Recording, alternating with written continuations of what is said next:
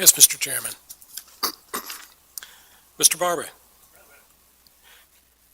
Ms. Bird. Ms. Cook. The microphone's on the table, so you get your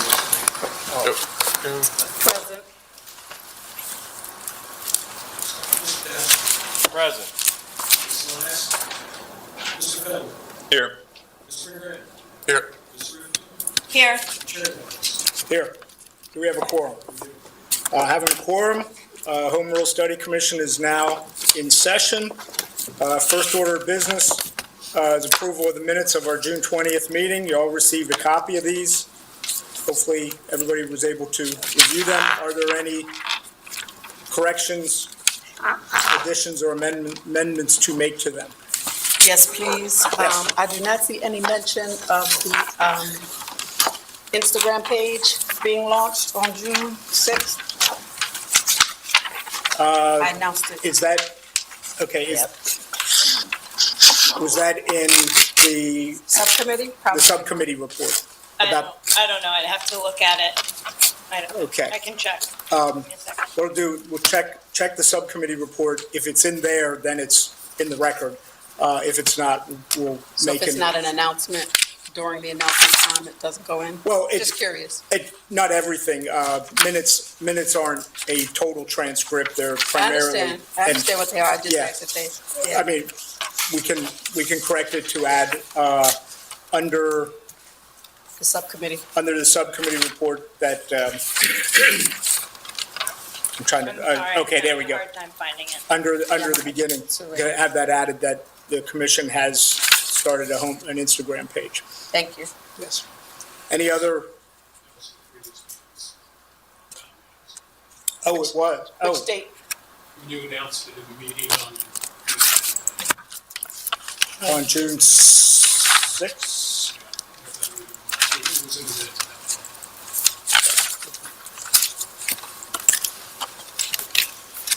All right, I'll check it. Okay.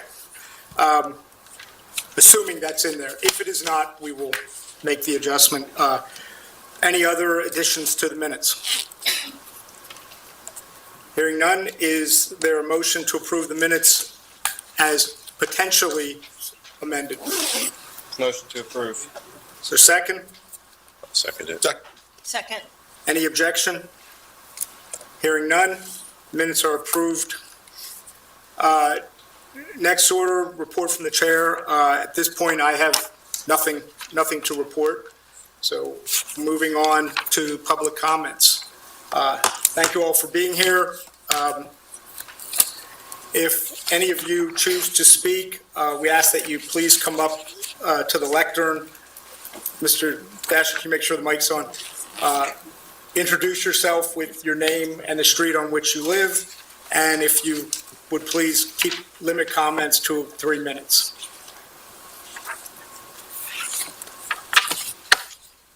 Good evening. My name is Irene Grievous, and I'm on the 400 block of West End Avenue. I wanted to address the commission as far as the abusive, fraudulent guardianship rackets. That's a serious problem in our community, where it targets elderly victims. I'm sure many of you have heard of Britney Spears and how difficult these guardianships, once they're established, to get out of them. And these kind of cases is a big problem in our community, and there's a number of victims in Lancaster County that once they're in these guardianships, it's almost impossible to get out. And I can speak this firsthand, as my mother was unfortunately human trafficked into these guardianships, and for over 20 years it's been almost impossible to get out. So I'm hoping and praying that another family member doesn't have to go through what I went through, to put something in the charter to abolish, hopefully abolish these guardianships that are for profit. They target elderly victims of wealth, I guess you could say, and even after they pass, it's almost impossible to get accountability or justice for the injustice that's been done to them. Similar to Cash for Kids, I'm just hoping and praying that something is put in the charter to protect victims, whether they're children or elderly victims of this type of abuse. My other concern is, and I'm hoping something will be put in the charter, is to hold our public servants accountable and have them do their job, particularly with, I would say, government retaliation. When someone advocates, either for an elder or a child, that a victim is not being targeted or singled out, specifically with housing, meaning with permits. I found myself, after 20-some years, I became a target trying to advocate for my elderly mother, unsuccessfully, and making it impossible for me to run my business. Once a person is targeted, like I have and others like me, permits are impossible to get on things that normally don't even require a permit, yet others down the street, across the street, collaborating and allies of contractors or easily get permits easily with the first shot within days, yet others like me takes usually 2 months. That is just absurd that one has to wait almost 2 months only for it to be denied after 10 permits, by the way. So I'm hoping something is going to be put in the charter to avoid that kind of abuse and to have accountability and justice, or have our public servants treat everyone equally and fairly without government retaliation. And that's politically motivated. My other concern is... You're at your 3 minutes, Okay. so if you could just finish up, please. Okay, my last concern is obviously with the housing. Why some, with the licensing, why one person who has 100 and some units are only capped at 1,750, yet someone else who has 1 or 2 has to pay a higher amount than other people. That just, someone of that wealth should not only be paying their fair share, they should be paying more. Yet we're finding, because of the conflicts of interest, that's not happening. And Thank you, thank you. all right, thank you. Other public comments? All right. Thank you very much. Moving on, our next item, item 6 on the agenda, is a schedule. At the last meeting, you were provided a memo on a schedule, and then were you able to get that printed out? There was, Mr. Cross, I wasn't able to print out the, Oh, I didn't print them out. You want, you can show it on the, I could put you? it in the shared folder. It's on the so projector. Oh, okay, it's up there now. Okay, that's fine. There we go. As long as everybody can see it. I sent this out last meeting. It's effectively the same thing. We've added in the information sessions, and I'd like to get consensus from the commission on our schedule.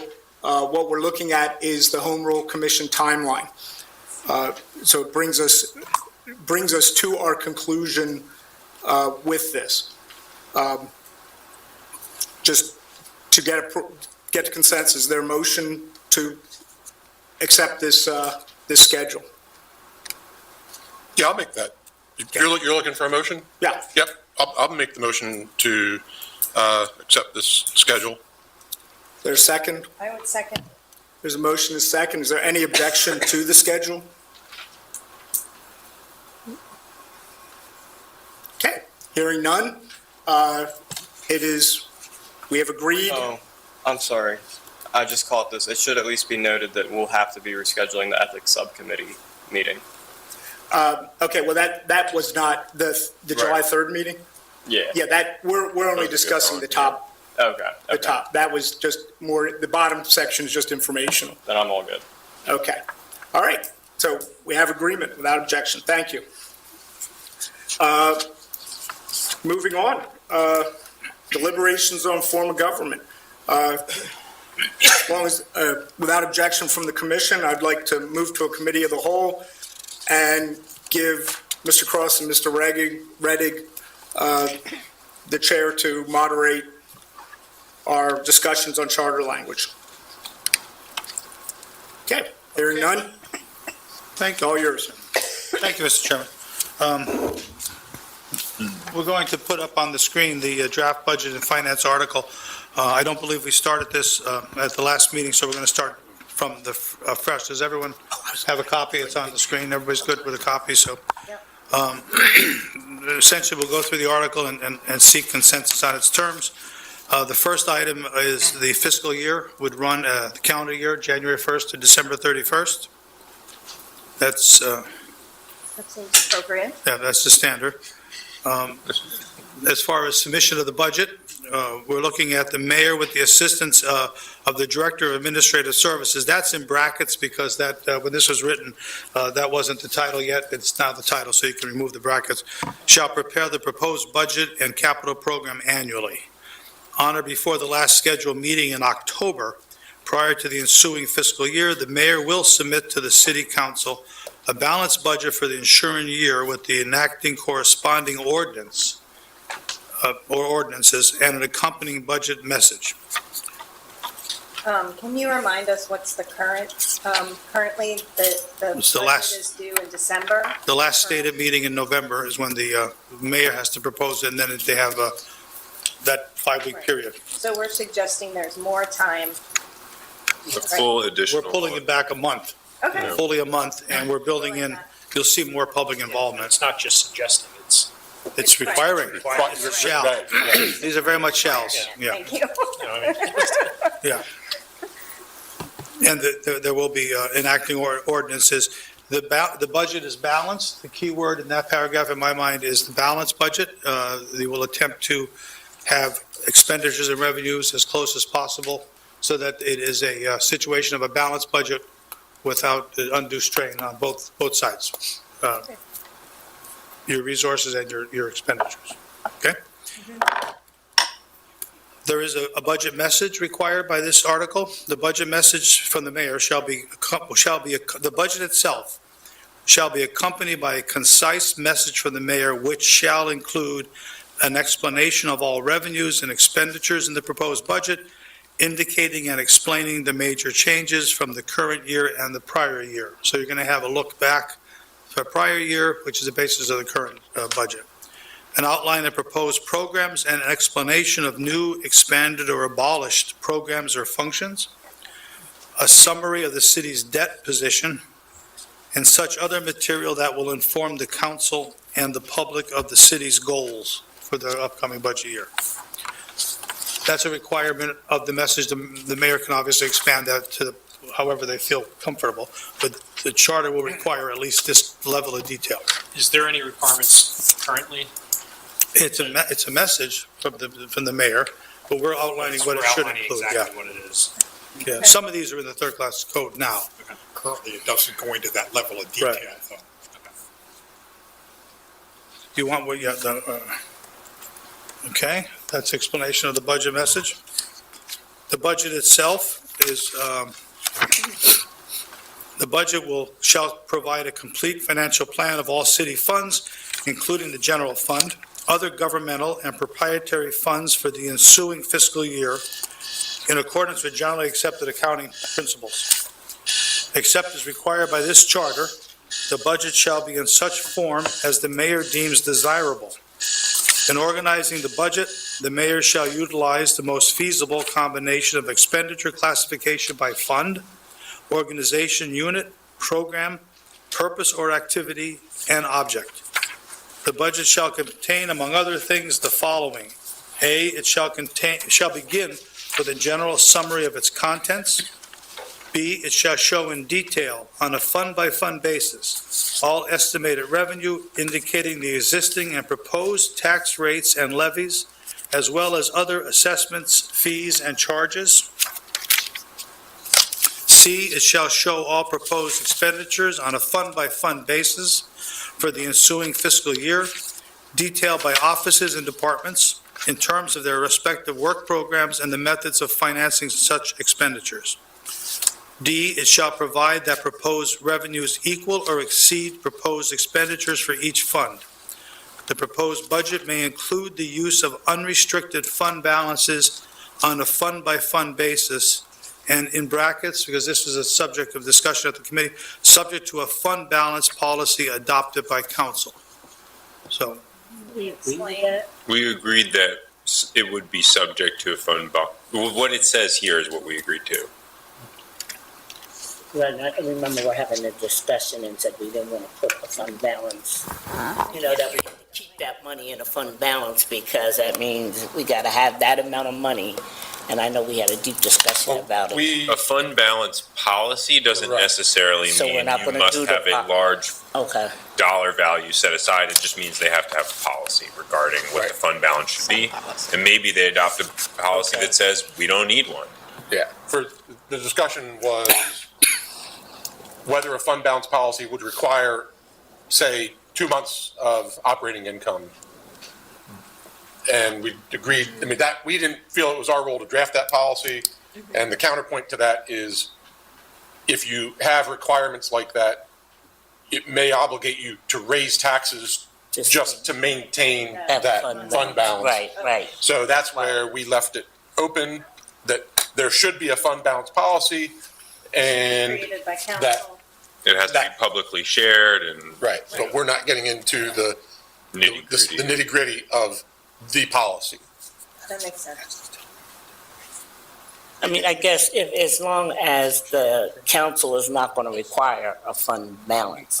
But I think if Well, they we say could. this, they could. They They could. And I could. think that the discussion was, we didn't want to put too much money in reserve, depending on how high it is, and how does that money get into that reserve fund balance if it's not by raising taxes or other fees that is set aside as reserve?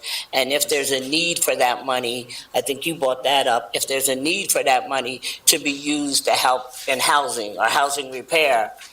I Who has wholeheartedly access. share your opinion on Right, this. right. I just think that So we should say that a policy should be adopted, and then it's on the council to make the appropriate choice about that. So maybe they say, the fund balance policy is, we do not need to retain a fund balance over X number of dollars unless something happens. But it's up to the council, and I think they're the right entity to make that choice. Fund balance policies are typically adopted in the way that ordinance are, or is it part of the administrative code? they're separate. They're usually adopted either by ordinance or.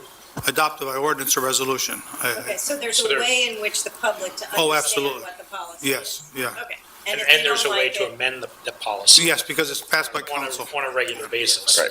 So Okay. just like a budget, they can amend their fund balance policy on a regular basis.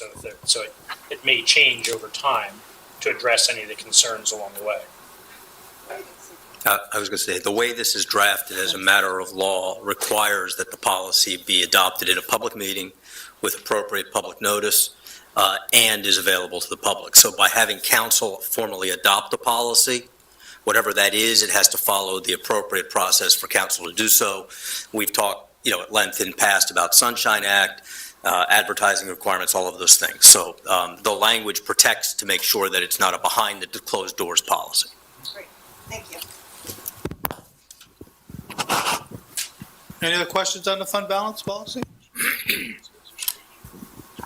Okay, on E, going back to the budget, it shall be so organized as to show comparative figures for actual and estimated revenue and expenditures for the current fiscal year and actual revenue and expenditures for the preceding 4 fiscal years. So there's a 5-year portrait of 4 years past in the proposed budget, so that gives you 5 years. E, it shall be so organized, I'm sorry, I already said E. F, in addition to proposed revenues and expenditures for the ensuing fiscal year, it shall provide on a fund-by-fund basis estimated revenues and expenditures for an additional 2 years detailed by offices and departments.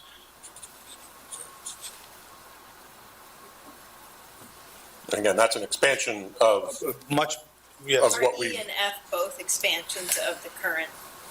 framework. Okay. yeah. The budget will have 7 years of financial data, 4 prior, the budget, and 2 projected. So there's, any citizen can see what the financial condition of the city was, will projected, and I know proposed. Is that reasonable within, I'm just thinking, just in general, I mean, I don't know enough about municipal finance to understand if that's a truly reasonable range. The 4 years is Well, certainly 4 years available. historical- Backward 4 is years easy. Historical is, I'm just Forward wondering is about the hard. projected. 2 years, if 2 that's years plus the reasonable. proposed They're gonna budget make is it up. 3. Three. That's what they're gonna do. I think once you get past 2 to 3 years, you're starting to estimate too much, but 2 years it rolls. So you have the experience to build it. It's not unreasonable at all. I was just gonna ask the two people that own businesses, like, does this kind of thing make sense to you? I mean, it does, I mean, we Yeah. project that way, Yeah. but know Yeah. that those future projections are projections according to. They're not mild promises. changes. They're not promises. Yeah. They're forecasts. And Because you can't tell when Yeah. the next pandemic is gonna happen. And I think Yeah. that's what got us here, Yeah. the projection of what the deficit is going to be. Yeah, okay. Thank you. Okay, so now the section 105, council action on the budget, notice and hearing. The council shall publicize the general summary of the budget in 1 or more newspapers of general circulation in the municipality or in other widely and readily available forms as defined in the administrative code. The notice shall state the times and places where copies of the budget message and budget document are available for inspection by the public, the times, places, and dates not less than 7 days nor more than 30 days after such publication, or 1 or more public hearings on the budget as defined in the administrative code. The public hearings shall not be on the date of a regular council meeting and shall be at times and lengths that maximize public participation. The proposed budget shall be available on the first business day after introduction by council and shall also be available electronically and at other locations as council deems appropriate. That's the notice and hearing for the budget. Then we move into public inspection of the proposed budget. The proposed budget shall be available for public inspection at City Hall during normal business hours, and printed copies shall be available to the public at a reasonable fee to be set by the council at an amount that is no more than the cost to produce it. 3, amendment before adoption. After the public hearings, council may adopt the budget with or without amendment. In amending the budget, it may add or increase programs or line item amounts and may delete or decrease any program or line item amounts, except expenditures required by law or for debt service, provided that no amendment to the budget shall increase the authorized expenditures to amount greater than the total estimated revenue. The amended budget shall reflect as nearly as possible the estimated revenues and expenditures of the city for the year for which the budget is prepared. Should the amended budget increase or reduce the estimated expenditures in the mayor's proposed budget by more than 10% in the aggregate, or more than 25% in any individual item over the mayor's proposed budget, the amended budget shall not be enacted with any of the increases or decreases unless the budget is publicized for public inspection for a period of at least 10 days in 1 or more newspapers of general circulation in the municipality or in other widely and readily available forms as defined in the administrative code. Can I ask a question about that? Go ahead, Carl. This highlighted section, what you just read, the reason for that is that it's basically saying, if the council were to change the budget so drastically, the public might not know that it was changed and it was changed so significantly. And so for that reason, another period of exposure is necessary so that the public is aware of the fact that it's changed. Because Right. the mayor's budget has been subject to public inspection. Council's budget changes it so significantly, it's no longer the mayor's budget. So now council owes the public an explanation and notice of their budget. And it also has a 10-day requirement in there so that it can't happen so close to the end of the year that it forces the hand of anyone. Understood. Thank you. And I'm assuming this is not anything we currently have in third-class city code. On line item, no, the mayor has, No. no limits like this, no, Right, no. yeah, okay, No, this is much stricter. yeah, okay. No, this is much stricter. Okay. Number 4, the adoption. This is the adoption of the budget and the procedures. Council shall adopt the budget ordinance for the ensuing fiscal year on or before 16 days prior to the end of the current fiscal year.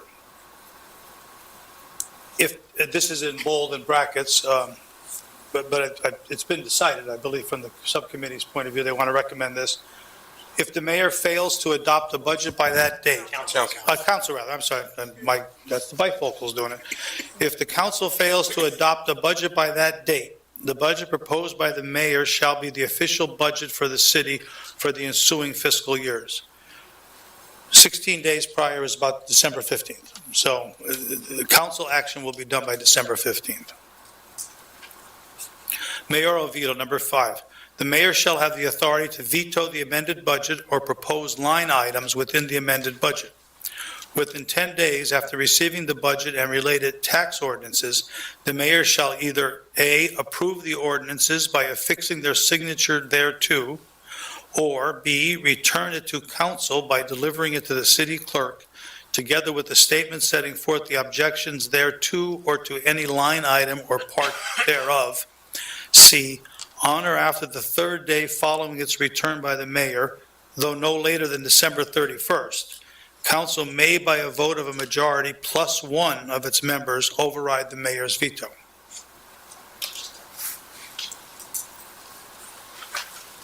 Is Okay. this standard, Yeah. is this standard third-class city? Well, the mayor has a veto in the third optional plan, and this mirrors it, but the deadline is different. Yeah, The deadline is. are different. I just get a clarification on majority plus 1. So majority, if council is 7 people, majority is 4, so it would require 5 is what, okay. So not a simple majority is, I guess, No, what it's is. just, yeah, rather than calling it a super majority or something, it's a majority of the council Well, plus 1. It's easier to define than, you know, Lower who number. decides what a super majority is, 60%, 2/3. Yeah, So, no, I'm fine with that. Majority- I just wanted to make sure that when we talk about majority, we talk about an absolute majority, 1 more than even. Yeah, for this, And so therefore, it would be 2 more than even. If Yes. for some reason it was tied, if there was an even number of votes, you would have to have 2 more. Okay. yeah, and it's a higher bar, obviously, for the passage. I just wanted clarification on the interpretation. Okay, now 6, we had a change that did not make it into this draft. We'd like to talk about that. 6 is the tax ordinances. Council shall adopt all budget-related tax ordinances no later than December 31st.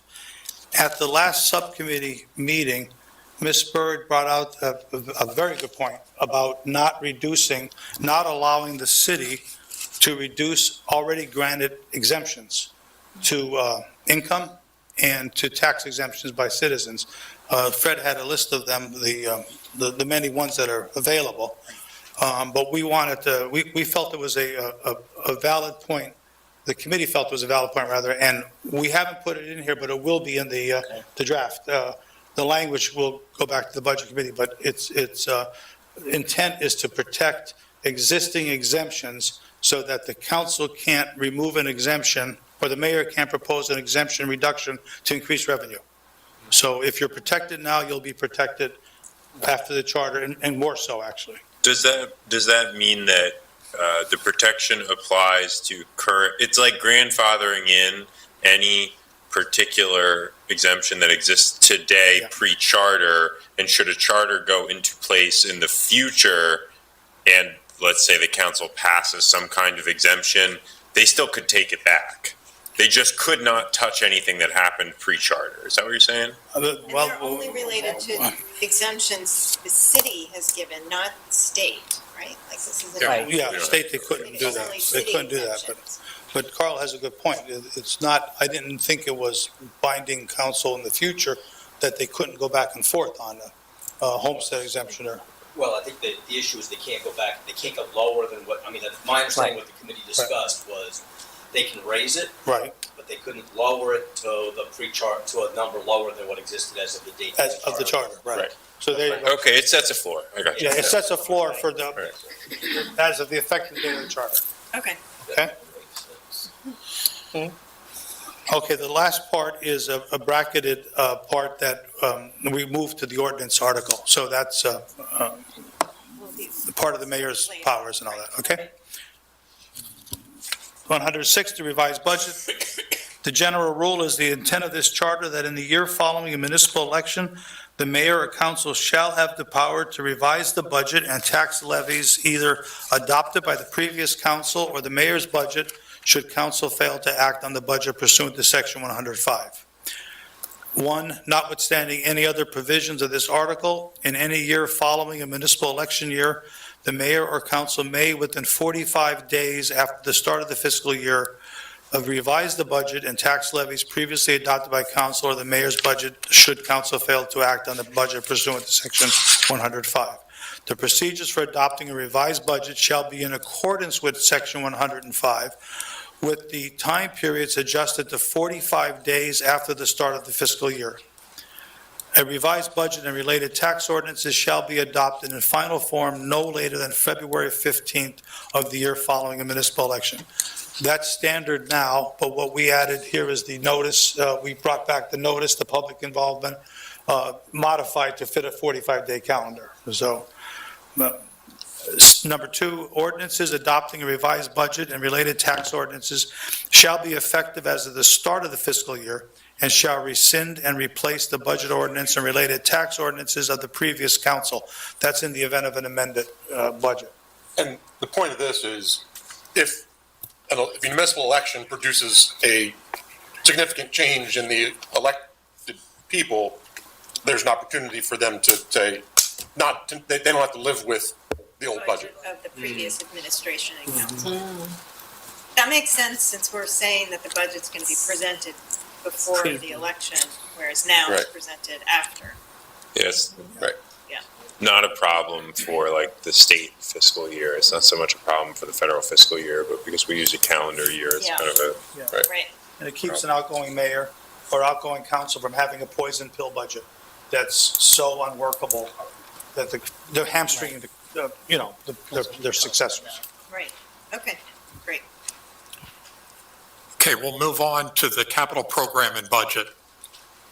Section 1007.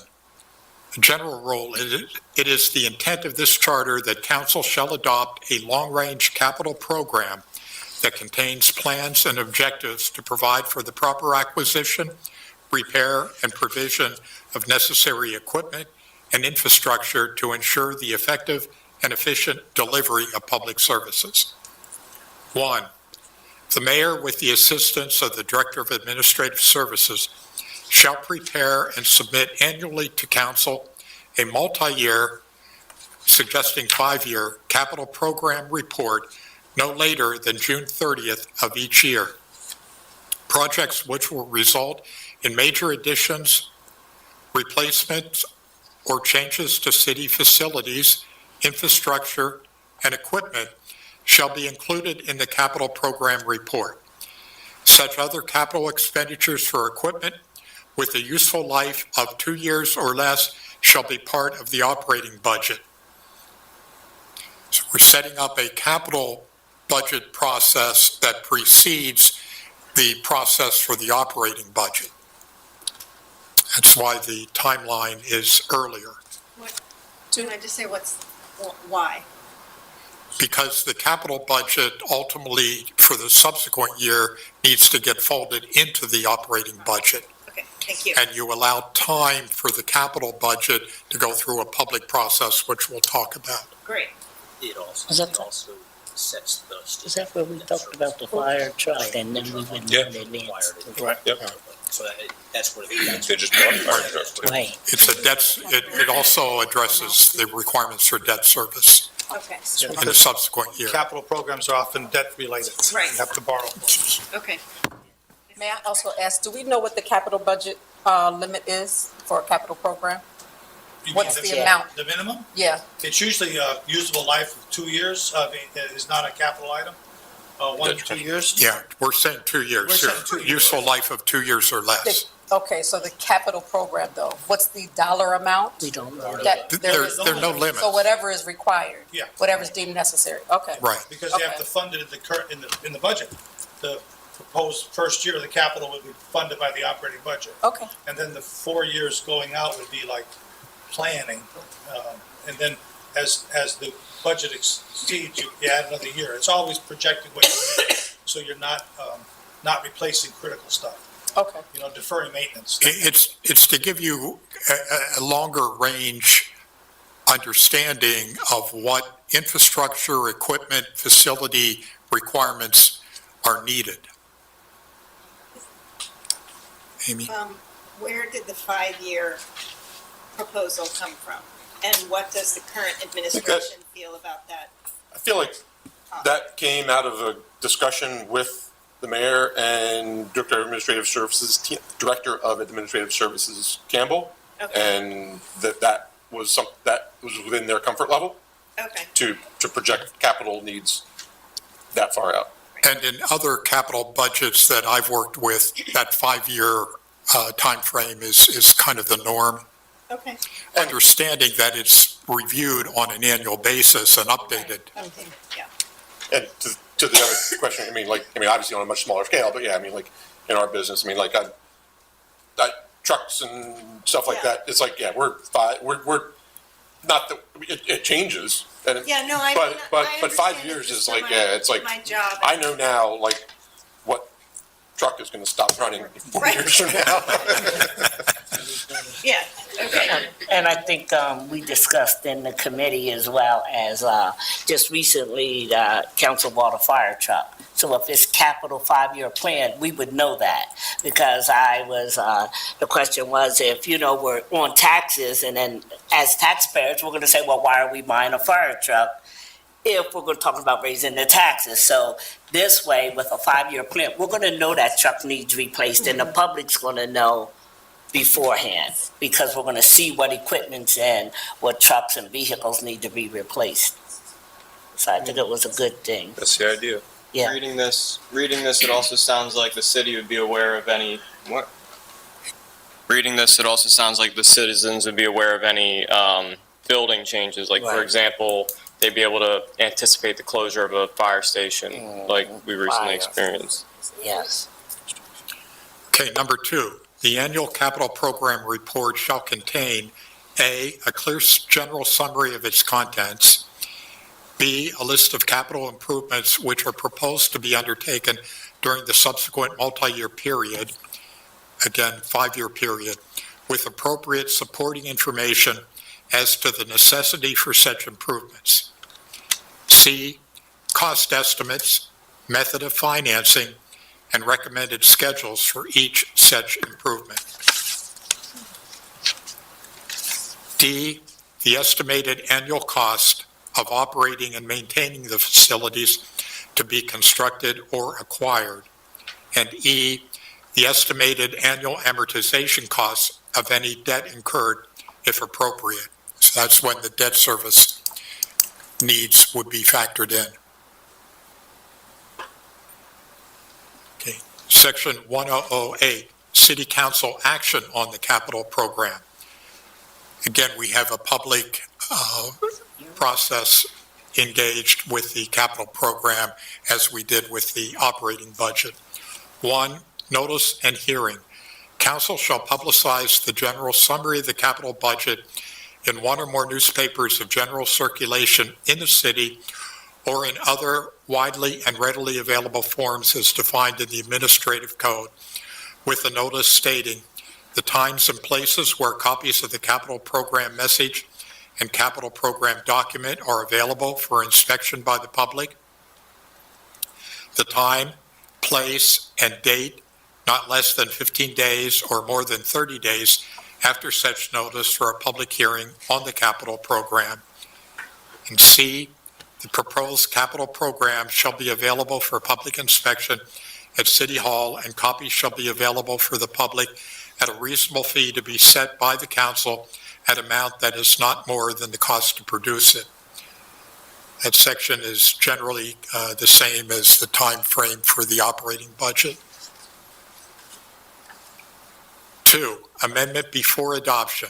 After the public hearing, council may adopt the capital program with or without amendment.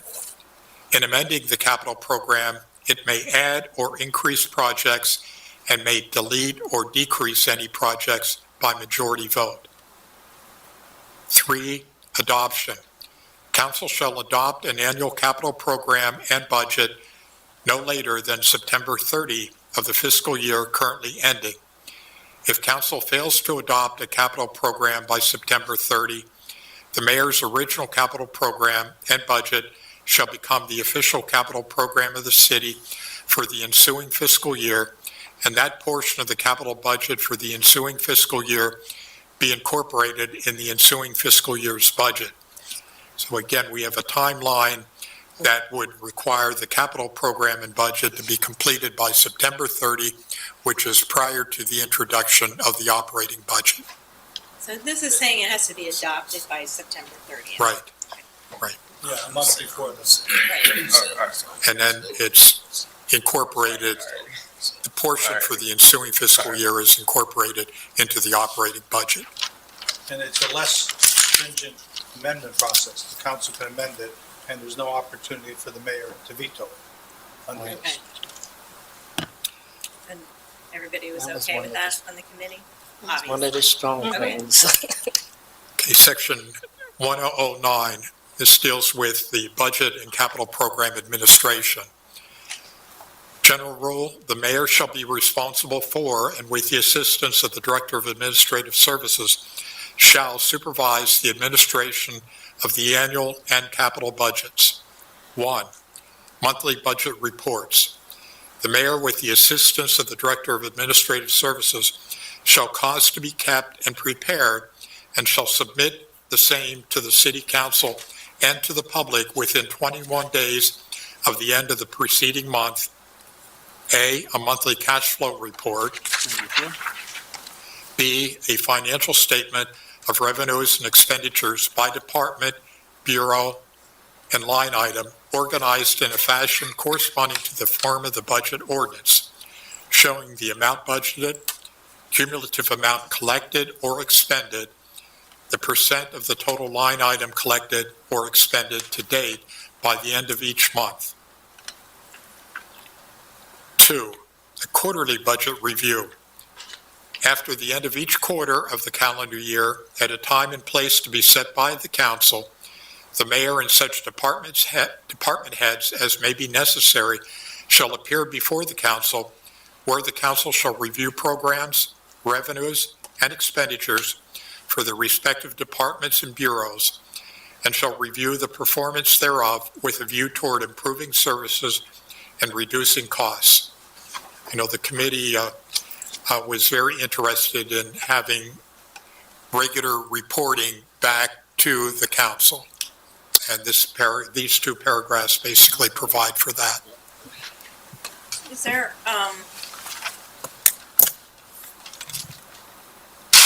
isn't a reason to think the monthly budget reports are onerous? I mean, I don't think so. I just wanted to ask that. Say that again, Amy. Does anyone feel that the monthly budget reports are onerous? I didn't.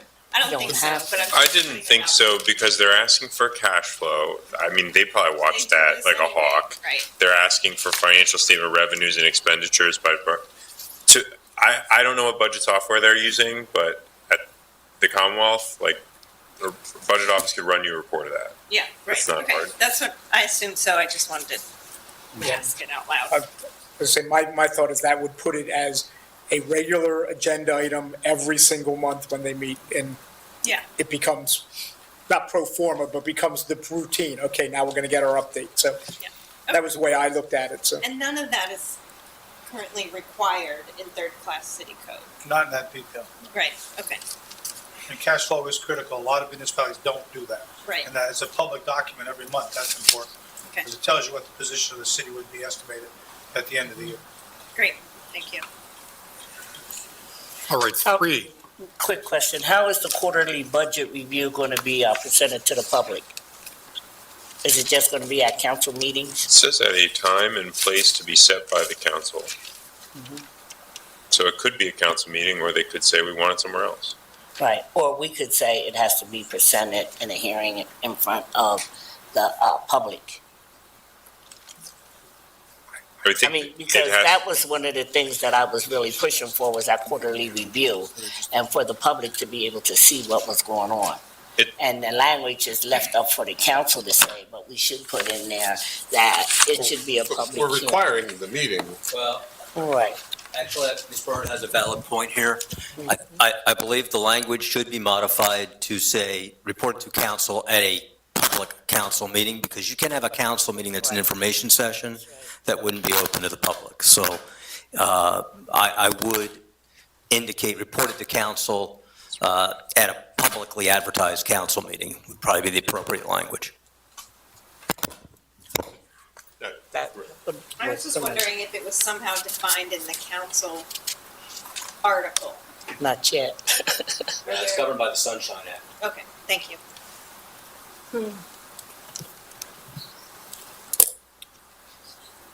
Okay, we have reporting requirements for capital projects as well under item 3.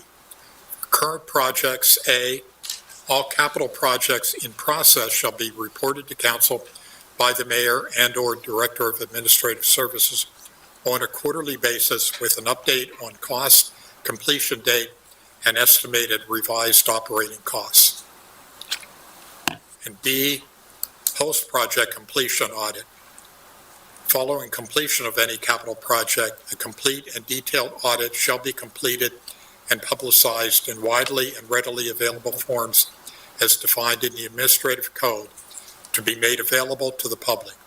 The intent of the post-audit is to confirm the estimates of costs and explain any material deviation between actual and estimated costs. I want to ask about this one. So post-project completion audit following completion of any capital project. So for example, let's take our fire truck. They bought a fire truck. They're supposed to do an audit of the purchase of a fire truck? A report, Okay. the estimated, Like they don't have to bring in Trout to stick the auditors on the salesman and, probably the head of the administrative services. A fire truck, for example, may have been said, we're gonna buy a fire truck for 800,000, and the purchase order was let. Then somebody decides to add this piece of equipment, that piece of equipment, Yeah. all of a sudden it's a $900,000 fire truck. it would just be an accounting of why that happened. Yes. Okay, Correct. I'm good. Or processing chips got really expensive. Well, all of a sudden they got really expensive, yeah, which happened, so many towns Right. got squeezed this. To bring it out, to put it out into the open. It'll be known that. Right. Right, like, Yeah. we thought it was gonna cost us 800, it wound up costing us 900, here's why. Yeah, and as a feedback thing, something in the capital program needed to be reviewed. Where does that estimate come from? If it's legitimate, it's legitimate, but it prevents wish list budgeting too. It helps you have a feedback to how good you were doing. One thing I would note in light of Mr. Feldman's comment is, wording will be interpreted 50 years from now, maybe differently than we might be talking about it. So perhaps in that spirit, to say audit/report. Why don't we just say report? Or if just that's say what we mean? report to avoid audit, because, Yeah. you could have somebody take a position 30 years from now that audit means it needed to be an independent audit conducted by, as you said, Trout Ebersol or somebody else, and that may not be the intent of this commission. Yes, That's understandable, yeah. Makes sense.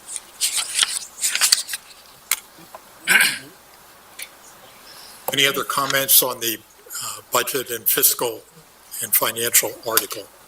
Yeah, I would Mr. Chairman? I would just add one other note, which is to also be mindful of the fact that in the controller article, we've drafted some expanded responsibilities for them, including, that they review the annual budget before approval to city council and make non-binding recommendations to the mayor and to city council for consideration. So, it's like you got the mayor introducing a budget, you have city council evaluating the budget, but then you have this other elected official who's also with presumed expertise in financial stuff saying, I also think, here's what I think about the budget too. So you've got a proposal, the council whose job it is to approve it, and an elected person with expertise saying, here's what I think. And an expanded public. And Comment. Comment. timeline. And a higher bar for reporting on a more regular basis, quarterly and monthly. I mean, that's pretty powerful change. Yeah. I think it is. I think my only concern was we keep saying public comment, and we never allow the public to ask a question and get an answer. Even in our city council meetings and every meeting we have, you can come up and make a comment. Even in our home rule commission, the public can come up and comment, and they can ask us, I don't understand what you're doing, and we don't require an answer. I think when it comes to the financing, if someone has a question about the financing, some language in here needs to say that answer will be provided. Maybe not at the time that they come up and ask the question, but everything that I see, we open up the comments and we don't get any answers. And I come to a lot of council meetings and people ask a lot of questions and no one responds or answers. It just goes, I made a comment about this. So I think I would like to see some kind of language that allows for some kind of response if there's questions that are asked concerning the finances of the city. I agree with Ms. Bird on that because I feel like, it's possible for a resident to feel shut out by the government, and that at least is like, all right, you asked a question, you get an answer. It doesn't have to be right in the moment, but there should be a formal process for getting some sort of answer to that. Have you seen that? I mean, is that? I'm just wondering how you. The problem with that is, I have a you question. could have the public completely gum up the works of everything I guess that's by, fine. That's my concern. So What many would the questions. process to make it effective or efficient? Well, I have a question about that. So if the public had a question, since the subcommittees meet prior to the city council meeting, does the public have an opportunity, Bernie, to submit their questions electronically, that perhaps they can have those questions answered by city council, by the time the city council meets? Does that happen now? A mechanism for that. We do have email addresses for city council members that are posted on the website, and anybody can be emailing city council members questions at any time. Whether or not the council members respond to that is their It's up to them. That's why we need to. yeah, I That's think the problem too is like, That's a matter of their responsibility as an elected official. You can't mandate, you will answer the question, not least of which because a single council member doesn't actually reflect the position of the city. Right. It just reflects that person's position on the matter. Right, and we're talking about the finances of the city and somebody asking a question about the finances. Maybe council don't, but maybe council can require an answer from the administration and say, somebody asked about the That's what fire they should do. truck. That's what they Right, should do. and I'm saying that does not happen. That language needs to be in our charter because what we have is comment periods. I think if you're dissatisfied with the response that you get from an elected But- official, you have to elect a different official. But you And can't I do that understand until but the you can't next do that, election period. and you're still not getting answers. It needs to be something that's in our charter that I people understand the can intent ask. behind that, but the bar to get what would be a satisfactory answer is not, What? how are you gonna define that? Yeah, I mean, And We're I talking think it's about just like- finances. Yeah. If I- But still, I mean, even with finances, I mean, I think If you about, can't give me a satisfactory answer why you spend $200, what's and what- satisfactory to you Yes. or any other Okay. person in the public is up to so much question. And so it would be impossible to get, to mandate what becomes a satisfactory answer. I think you can ask the question. and they should But- get a response. I feel like there's a room for a middle ground here because I hear what Darlene's saying, because like, you don't have to like the answer, but Right. we're talking about situations where, I mean, if something goes up in price, for example, we're requesting that a report is pulled. So if something goes up I think there's room for some reasonable middle ground for someone to ask a question within certain limits that the government should be able to produce a response to that. Like, I mean, you can make a right to know request if there's something that you want. Well, I mean, for us, when we looked at the finance committee, one of the things we looked at was getting more public participation. We did that. Right, and alls we got is they can come make a comment. We're not responding to them or asking. No, I don't think council members should have to ask, but I think it should be council members' responsibility to get answers from the administration. They don't have to do it right there if I come up to I council agree meeting with you tonight. wholeheartedly. But at some point, within some time period, somebody should get an answer if they ask a question. They should, and if they don't get it, then We can't just person say, will well, not be vote them elected. out. That is, but that's what But we democracy can. requires, yeah. Actually, we can. I mean, what you want to do is admirable, the implementation is problematic. I don't see how you could implement it to the satisfaction of the person who's asking the question. I'm an 80-20 person. 80% of the people, you'll say, well, why did we spend this? Well, because that's what it cost. Here's the receipt. 20% are going to say, well, that's not good enough. And they're going to say, I want more. Well, I'm not sure what else I can give you. Well, they did not answer my question satisfactory. And you will never answer their question satisfactory. That's the problem. So I hear what you're saying about satisfactory, and I also hear what you're saying about right to know requests. I mean, frankly, the right to know process, someone could gum up the process of the right to know request. They can, that's like half my job these days. Yeah. But I feel like that's part of government's responsibility to the people is to at least be able to Yes. produce some sort of answer. Yeah.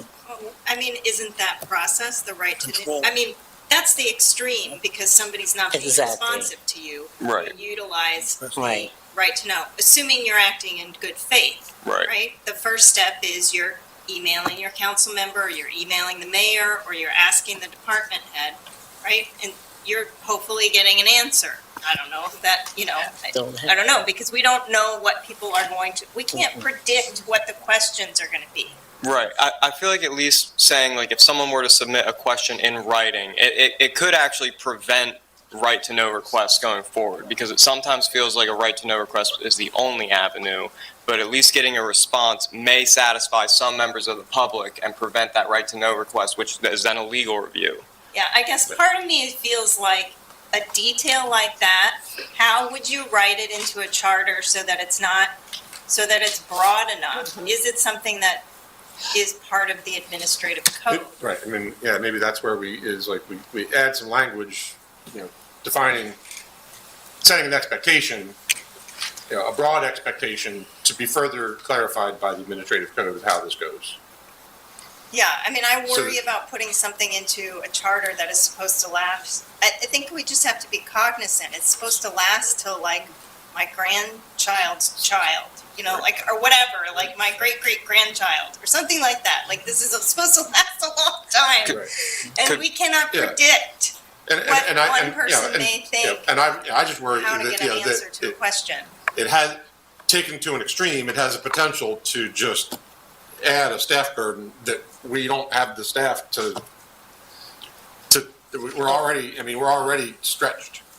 And if we, if we're, without sounding like we shouldn't be responsive at all, it's like, there ought to be a commitment to being responsive without accommodating, an unreasonable person to. Someone act in bad faith. Right. So I don't know how to But- solve that, though. Right, and I understand that, and, they say no question's a dumb question. So, I think we're looking at, okay, people that are gonna come in and just pound. I'm looking at citizens that come up and ask questions all the time. I come to city council meeting, people come up over and over and ask a question.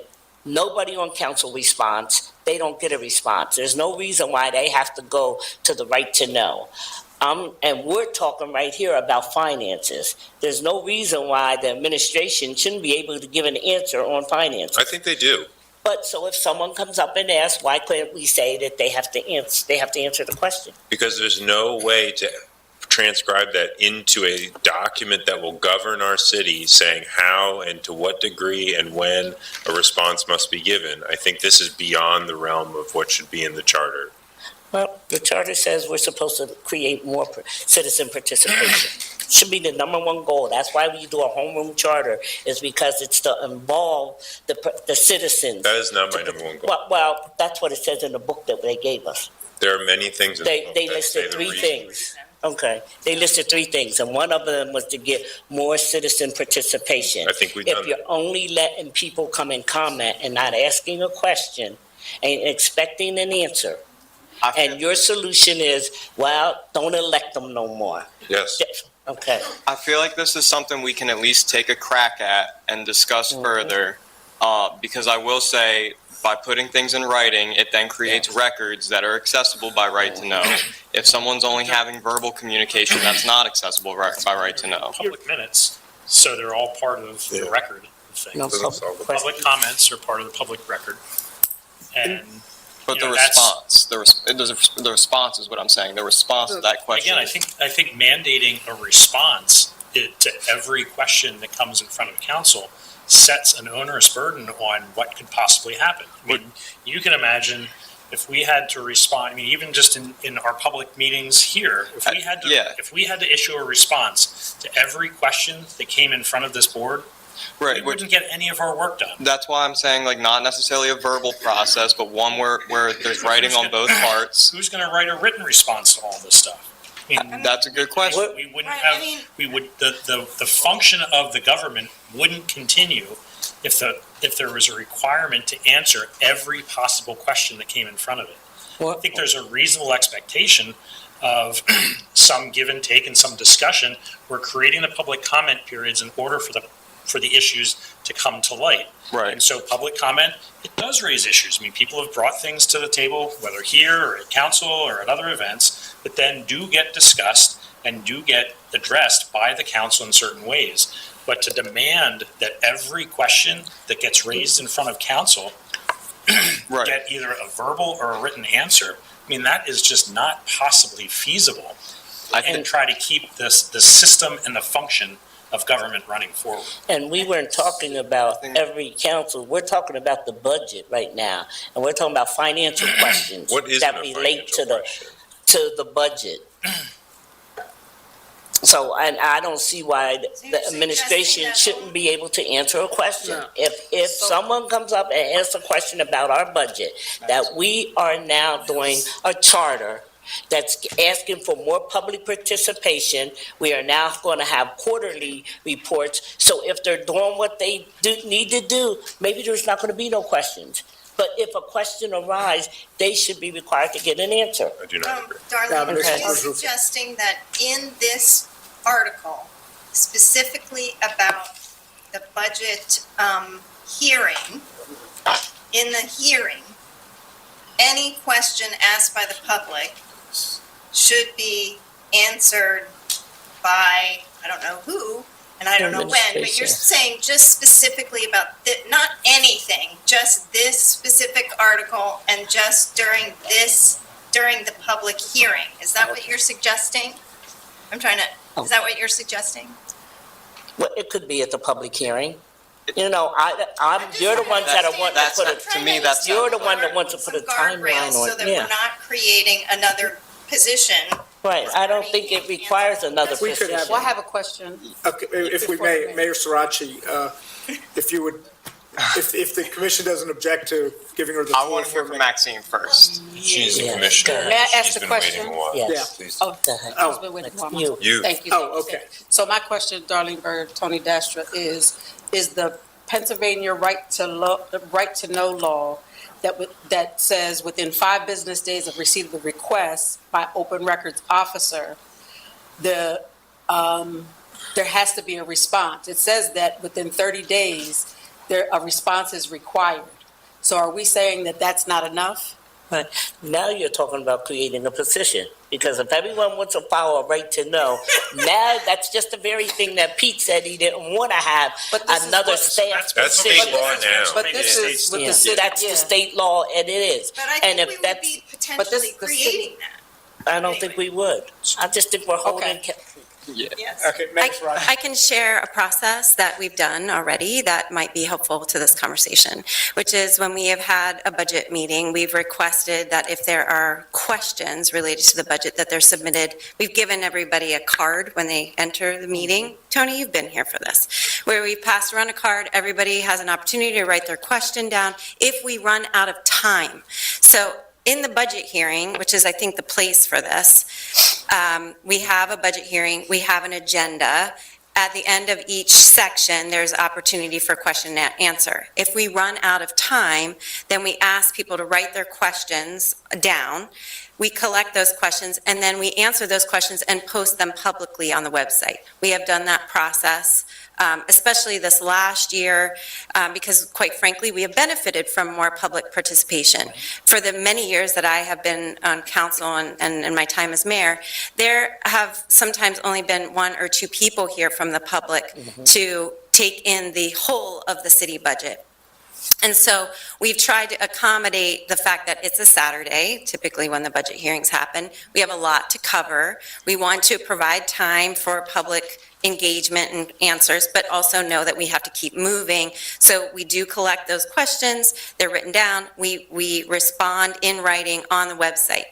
And I would say that that was specific to the budget process, and having questions answered may be a way to just adopt that in the administrative code, because technology changes and yada, yada, yada, that could be future-proofed in the, for So maybe your the- great-grandchild. Right. So maybe the language is something more, I don't know, something like, we will, the council or somebody defines a public Yeah, the process. question and a policy for how to answer questions from the public during the hearing. Well, And that's like I said, kind of as in the code, the mayor not in said, the- maybe in the administrative not in the code. I charter. think that's the key is, I mean, Darlene, I know you're probably not going to like this, that it's because, to put it in the charter creates very strict guidelines, but if we put in the charter that says that there's established in the administrative code a way to answer questions. That there must be. Yeah. There must be. That there must be. A policy or Yeah. procedure. I mean, much like we have a policy, like the budget, Right, the reserve policy or whatever it was that we talked about earlier. Fund balance. Fund balance policy, that we have written in here some question and answer policy that has to be written into the administrative code. It then does provide the flexibility to answer the questions in a way that council has control of how they can do that we're not trying to mandate that now for 50 years from now, how they're going to do that. And we're not trying to- that makes sense to me. And we also haven't gotten to our next article yet. where Yes. We are suggesting that residents can call a special meeting of council. So, Right. I mean, we haven't gotten to that article yet. It's next. I would say we've given residents a lot more power and potential to be involved in directing council when they feel like they're not being responsive. I think what Pete suggested is I know it's a reasonable. distraction, so Like, sorry. requiring that there must be some process, I think, is reasonable. So we can at least ensure that there's something there's a mechanism that needs to be established. And I understand if that's not fully where your heart's at on it, but I feel like that's what the commission would be amenable to. Do we have a consensus about something, working something in that If we would look require at, it as part of like the administrative code? if we look at It deals with my biggest concern. 105B, Yeah. yeah, I think we can work on, with the subcommittee, some language right after one or more public hearings on the budget, and then insert something there that would address the question issue Public participation specifically, as defined in the administrative code. Yep.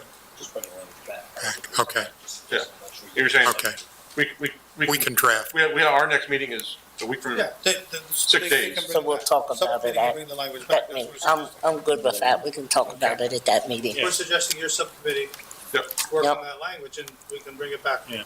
On the 18th. Okay? Because it'll be, Sounds good. this is Yeah, I almost think all that- approved. John, to add something that's similar to that, subject to the communication policy as adopted by council, or whatever that may be. Yeah. That's, I think that's the good solution to that. Oh. Yeah. I think that's the next one. Yep, ordinance, citizens. Thank you. Citizen participation.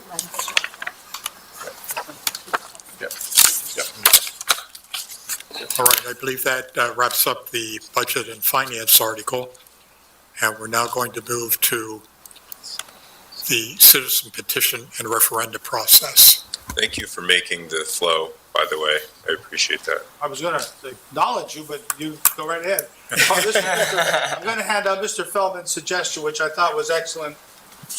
It was, as many times as we worked on these, it's a confusing article because it's so basic citizen right. So Mr. Feldman suggested a block diagram, and it worked out. There's more coming. Peter, send these over to, there's, should be enough on that side.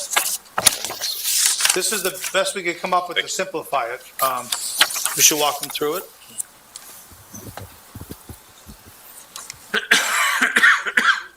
This is a new article.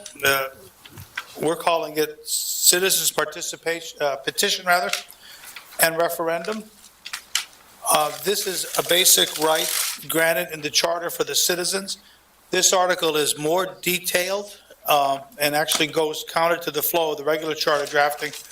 This is more specific because this is outlining a process of a public right that is not subject to change unless the citizens vote as a referendum to change it under the charter. So we were careful to draft it so that it's a process that opens up actual legislative action to the citizens under a referendum scheme. And the questions we'll be asking tonight, I don't know that we're going to read it because it's very complicated as far as reading it because it is detail oriented. You'll have a chance to read it, but we want to go through the process so as an understanding because we are needing some basic, almost philosophical decisions on how much time is needed for citizens to circulate petitions based on the gravity of the request, different things like that. Most charters, if not all, have it's called usually initiative and referendum. We thought that there was some conversation that petition and referendum was much more descriptive and accurate because everyone's familiar with a petition. Seems good. The citizen's power of petition starts at the left, and essentially, if you can see that, but residents identify a policy concern that they wish to be addressed. In other words, there's a significant number of people with a similar concern, and they want the city to do something about it. The charter will grant them 3 options to do that. The first option, they can petition city council to call a special meeting of council to address a single subject question. In other words, an agenda of one item as requested by the petition of the city residents. The second option the citizens would have, the residents can directly petition the city council to consider a proposed ordinance. The charter will require the citizens to actually draft the ordinance with city help, obviously, or with their own legal help, but they will have to draft a ordinance covering a single subject that they want addressed. And that would be then placed in front of council with a requirement that council consider the ordinance as if it was their own ordinance. Public notice, so many readings in between. When we get to the ordinance article, you'll see the process for considering an ordinance. The third power you're granting to citizens is you can petition the city council to change their mind, essentially, to reconsider any already adopted ordinance. So if there is an ordinance that the citizens feel is, for whatever reason, vexing or not satisfactory to a sufficient number of citizens to request a petition, the council can be ordered, in a sense, by the petition to reconsider an adopted ordinance. Those are the three powers this article is granting. So that's the key part of this article. The rest of the article goes into much detail on the procedures, because our thinking, actually the thinking of most charters, this is in the charter. A citizen simply needs to go to the charter and read the plain language of this charter to understand what is required of them to have their power enacted. They don't have to worry about subsequent ordinances changing it or administrative code changes. They read the charter. The charter process is rules, and if they follow the charter process, their petition is valid. That's how basic this right is, and why the charter article goes into some lengths. Yeah. Now, there's possible actions in reaction to the petitions. City council also retains some requirements. In the case of a special meeting of council, the council can address the meeting. They can have the special meeting, the agenda is one item. They can deliberate, discuss, and take whatever action they feel is necessary as a council. There's no guaranteed outcome here. There's a guaranteed hearing, a guaranteed discussion. That may or may not satisfy people. So, in that case, the second power to consider a proposed ordinance for that subject, if it rises to an ordinance, the city council conceivably could adopt the ordinance, or it could not adopt the ordinance. Okay? And then I'm going down vertically, so the tree doesn't, I'm not going laterally on this decision tree, I hope that's clear enough. When there's an ordinance that's adopted that the citizens have a problem with, they can also petition the ordinance, and the city council can repeal the ordinance if they feel the citizens are correct. They take the ordinance off the books. Or appeal or amend, that's right, we left that out, I'm sorry.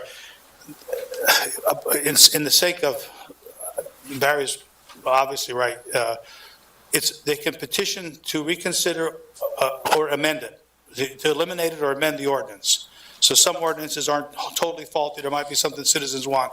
The council would then be asked to reconsider or amend it, either to repeal it or amend it, and that'd be a satisfactory outcome. If the city council acts contrary to what the petitioners would like to see, the citizens can request a referendum of the citizens on the question that the council has not acted satisfactorily. So those referendums are available for the bottom two items, obviously not for the city council action on an agenda item. For each one of those referendums, the possible outcomes are here. If it's a favorable outcome, more people vote for it than against it, the ordinance or whatever is considered enacted. The citizens enact an ordinance outside the power of council. And of course, if the citizens' campaign doesn't succeed in a majority supporting it, just like a council vote, the ordinance would not be enacted. So the citizens, at the end of the day, have total control over that referendum result. And that occurs both for the considering a proposed ordinance or repealing or amending an existing ordinance. So that's where this article is coming from. We didn't know. So the question, Yes, you did. Yeah. We did last time, I'm sorry. So you all had a chance to read it. Yeah. right, That's right. We did. I Yeah. apologize. It does go into a lot of detail in terms of the process. That's why Mr. Feldman's suggestion of the flow chart is an easier way to explain it. It isn't much. so I guess our question is, we have to come up with what that number of, a percentage of voters is required to take these actions For each one. Just one of for each level one of of them, concern. for each level of concern. Understanding you don't want, like the last conversation, you don't want everybody and their brother to be able to put a referendum on that's what happens in the West. California has referendum after referendum. You have to be careful in the thresholds, because a smaller group of people, let's say, on the street, could demand something, and it just gums up the works, if you know what I'm saying. So you have to have a threshold that considers enough geographic area of the city. You simply can't walk around your block and Can get I- signatures. Can I add to that? Like, I get what you're saying. Like, from my perspective, it's not just that. It's that whatever you're putting before the voters, I think needs to have a level of democratic legitimacy that is at least approximating the legitimacy and the authority of the elected policymakers that are already here for the city. If you're on the council, you are elected to, quote unquote, make laws. If you're just somebody who's circulating petition, you weren't elected to do that. And so you need to prove to people that whatever it is that you want to go out there and, get people to sign up for matches that level, or probably a lot higher, because again, there's not that one-to-one comparison. That's, I think, the key component of Do you like mean- setting that threshold. Do you mean setting the threshold for how you get something on a referendum? Yeah, ballot? anytime you're, like, from my perspective, what's happening here is going around the elected council. And so there's got to be a pretty good reason, and there's got to be a pretty, like, legitimate, in quotes, democratically legitimate bar to do that. I kind of agree with you. I feel like each of these subjects, though, hits council at one point, so it doesn't go around them. Right, It just right. forces them to act on something. Agreed.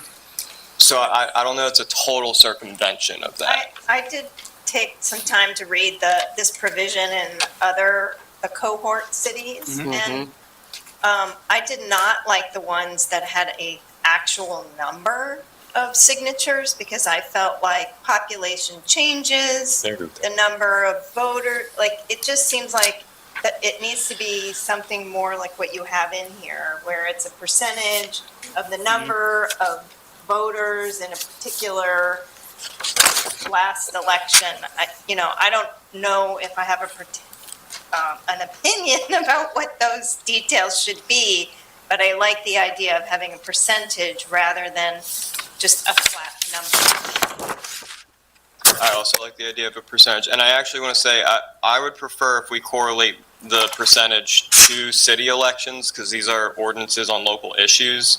I understand turnout's different in the governor race versus city race. Like, here it says I'm just going to round, 16,000 votes for governor, and then it was 6,100 for mayoral, 6,200 if you round up in the last one. I would much rather us base this conversation on citizen referendum on the mayoral elections versus the gubernatorial elections. What do you think the threshold should be?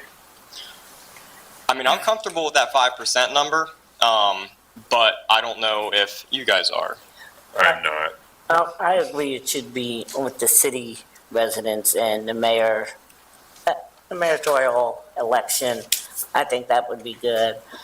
I did read a lot of other stuff in here that have a lot of questions about 5 people signing the petition and being able to take it out. That wasn't clear to me. Like, if someone brings in a referendum and you need 5 people to sign it, are they the only people that can go out and get signatures? Yes, I believe that was it. So you're saying, so if we need 800 signatures, only the 5 people that presented the referendum are allowed to collect those 800 signatures? Yeah, that can be pretty restricted. Yeah. Is that what it Is says? that- Did you guys hear that? No, honestly, I didn't hear. Okay. Oh, I'm sorry, what was it? They're asking whether the committee is Petition. solely responsible for obtaining petitions, or whether the committee can have other people assist them. Oh, they could have other people assist them. Oh, they can? It's not Oh, exclusive. absolutely. Okay. It's just that they're the ones that council would communicate. Right. They sponsor okay. the process, Well, it says and they're 5 responsible for, Yeah, it's a committee of 5 that Right. No, is a committee of 5. doing communicating with council. They could have 500 people out there. Out there doing, okay, I need I need they're to get that essentially the clarity. petitioners committee. So they're like the leadership group of the movement to whatever it is they want to do. And they have to file their names and addresses with the city clerk Right. so that they I are understand on that. notice if there's an event that some of the signatures are phony or not valid, or there's a problem with the form. And they're someone has to, they have the to be commission responsible. is responsible for getting the ordinance language written, Yes. whether they're working with the city solicitor, Or their own. clerk, or their own Yeah. attorney. Can I ask like a guiding question as we try and like get closer to what we think is appropriate threshold? So there's 3 things on here. One is basically we want the council to meet and talk about something, and then the other 2 are versions of essentially we want the council to do something or take something back, and it could go to a vote.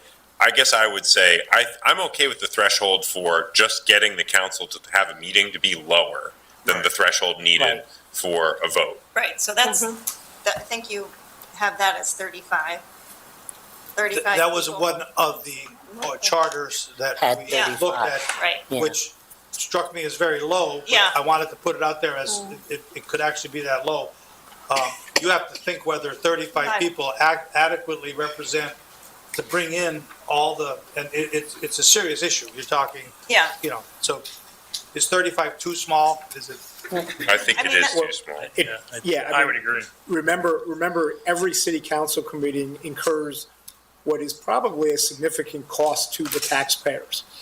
So somebody could theoretically cost the city thousands and thousands of dollars by demanding they come in for a different special meeting 20 times a year. I mean,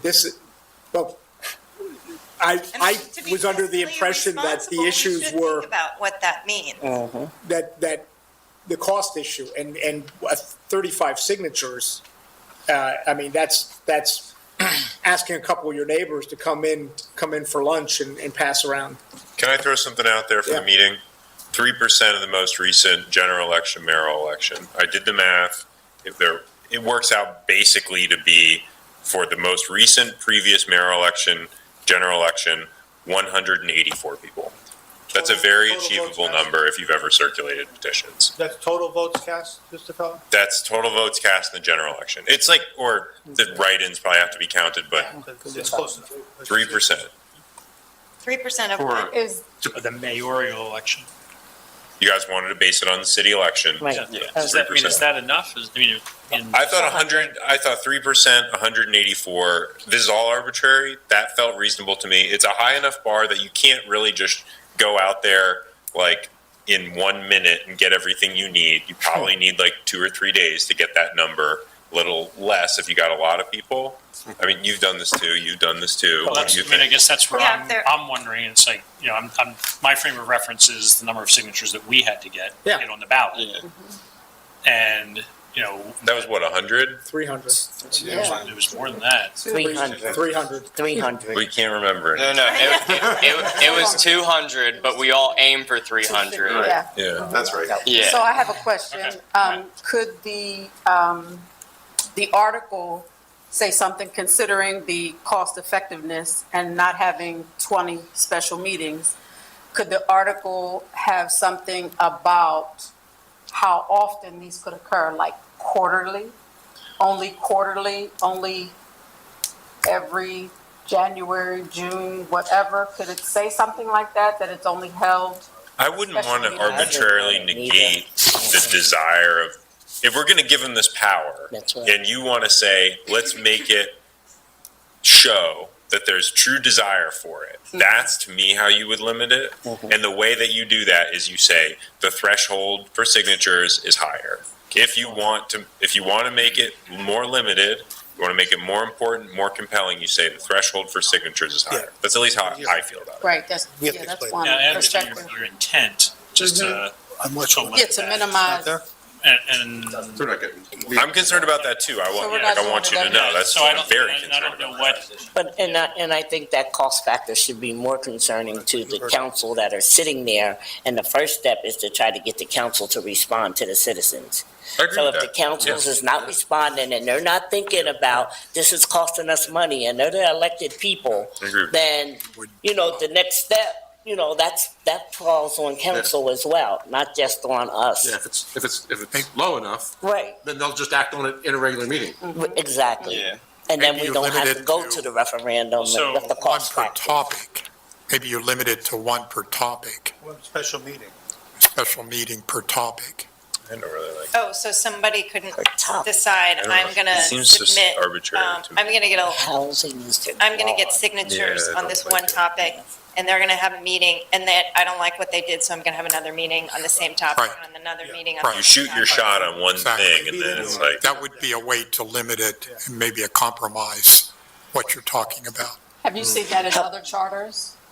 I don't, Have not seen that in Not other many that charters, we no. got. Have not.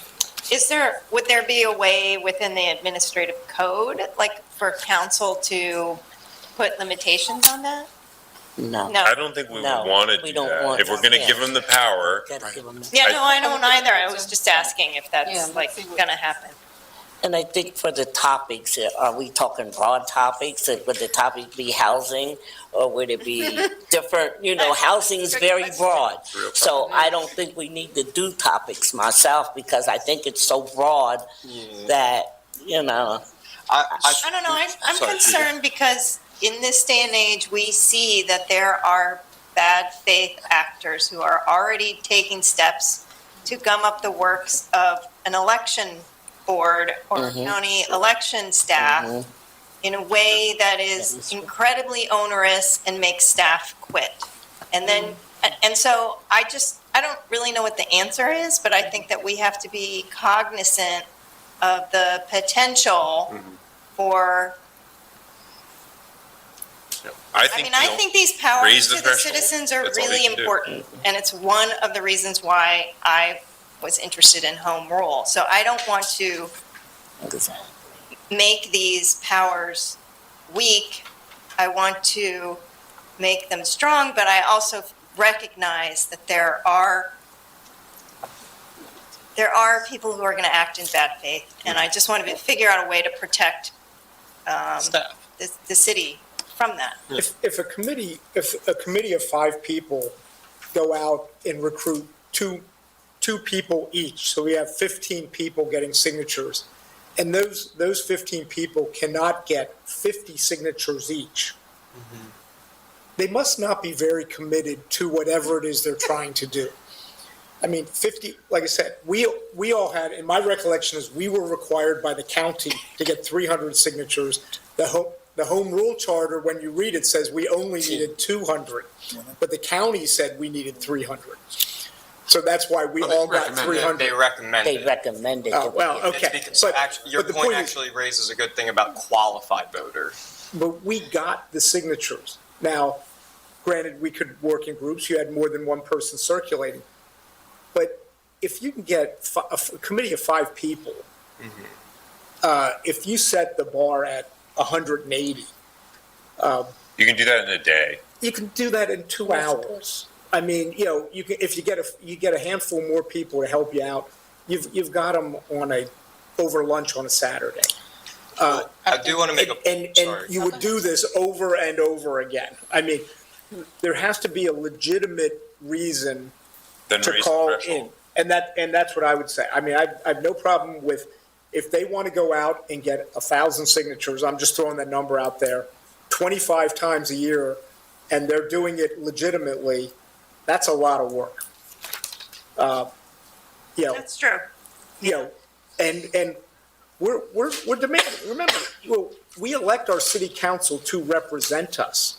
You know, we owe them their industry to do the work for us. And this effectively is saying that we're not willing to vote them out of office. We're going to force them to do something that they don't want to do themselves. I mean, the first step should be a citizen goes to a city council member and says, I want you to propose this ordinance. And if it's a good ordinance, that hopefully there is one person in this hall up here on the dais can go out and get 4 more to agree with them, or 3 more to agree with them, to propose the ordinance.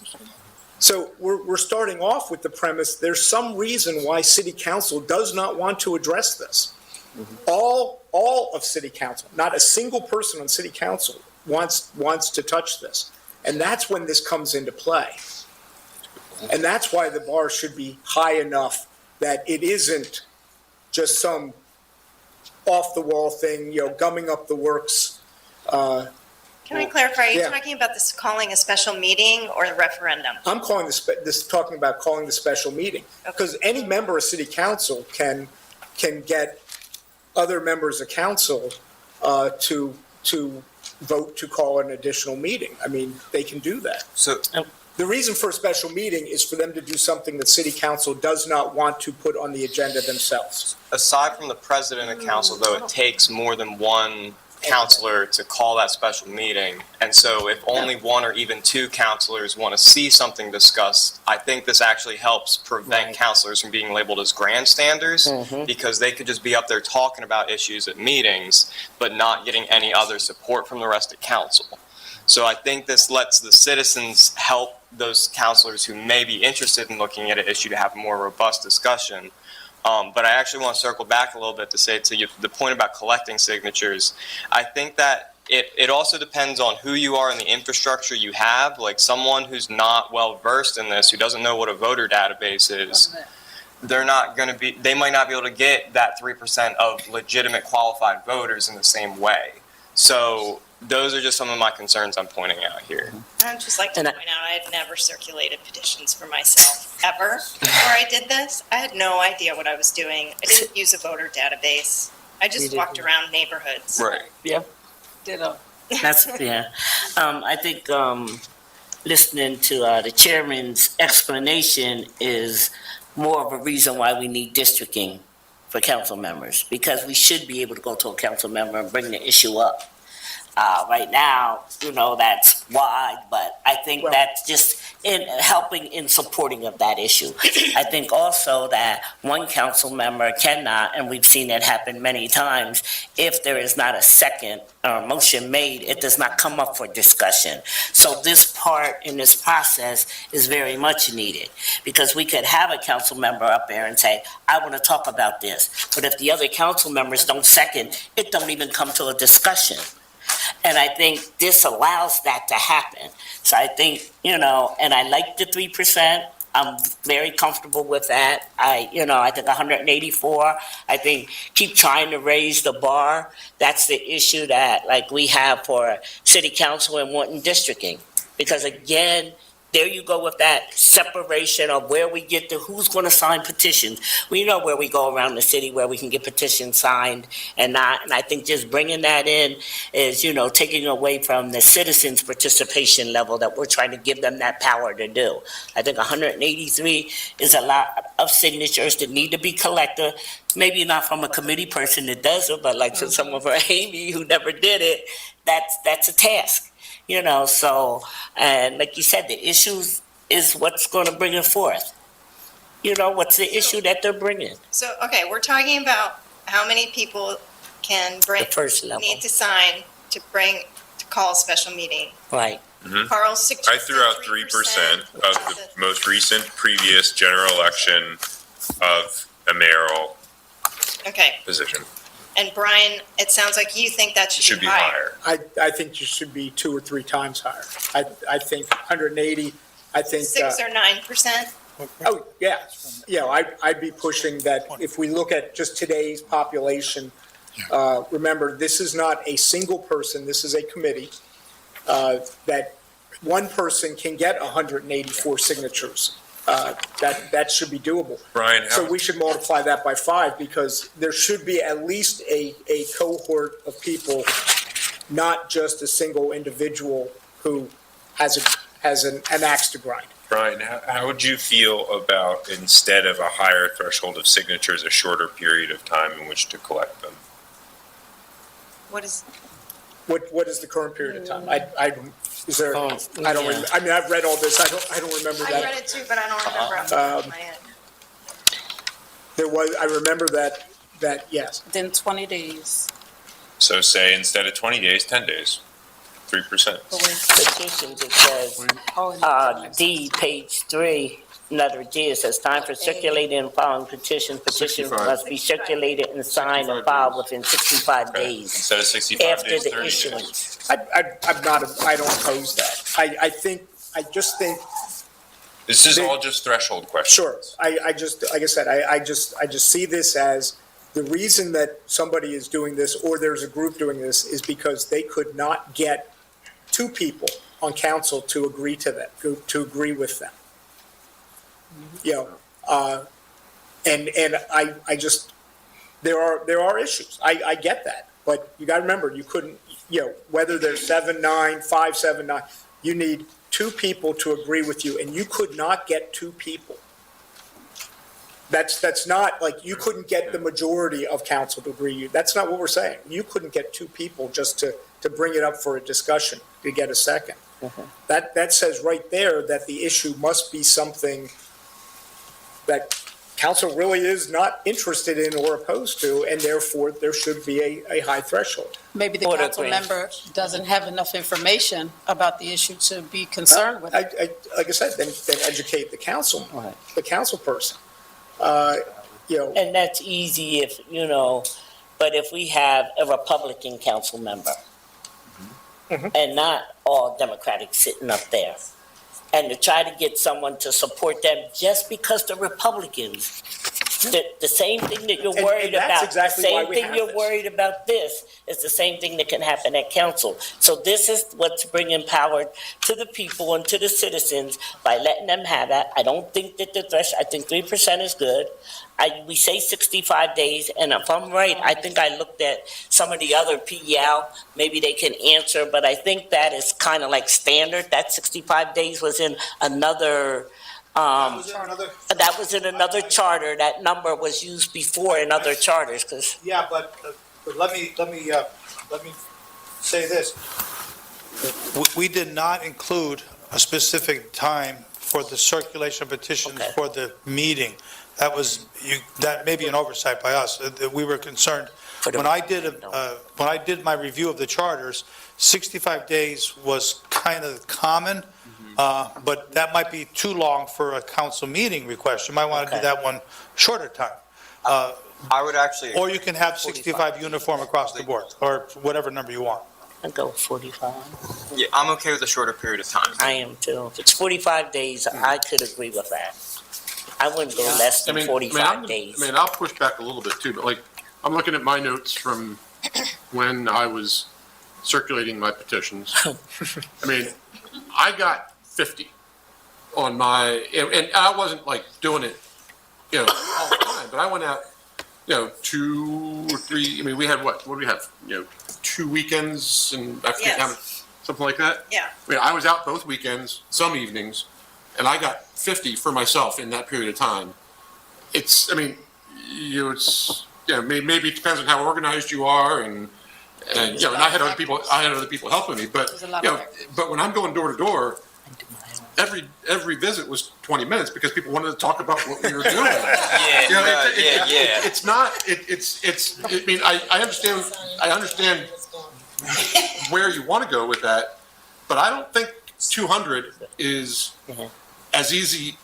I mean, it's not easy. From my I'm gonna just perspective, be honest, I have 212. we're just getting something on the council agenda, and so that to me, I'm comfortable with a pretty low We're threshold. not on but the agenda, we're calling it No. a special meeting of council. Right.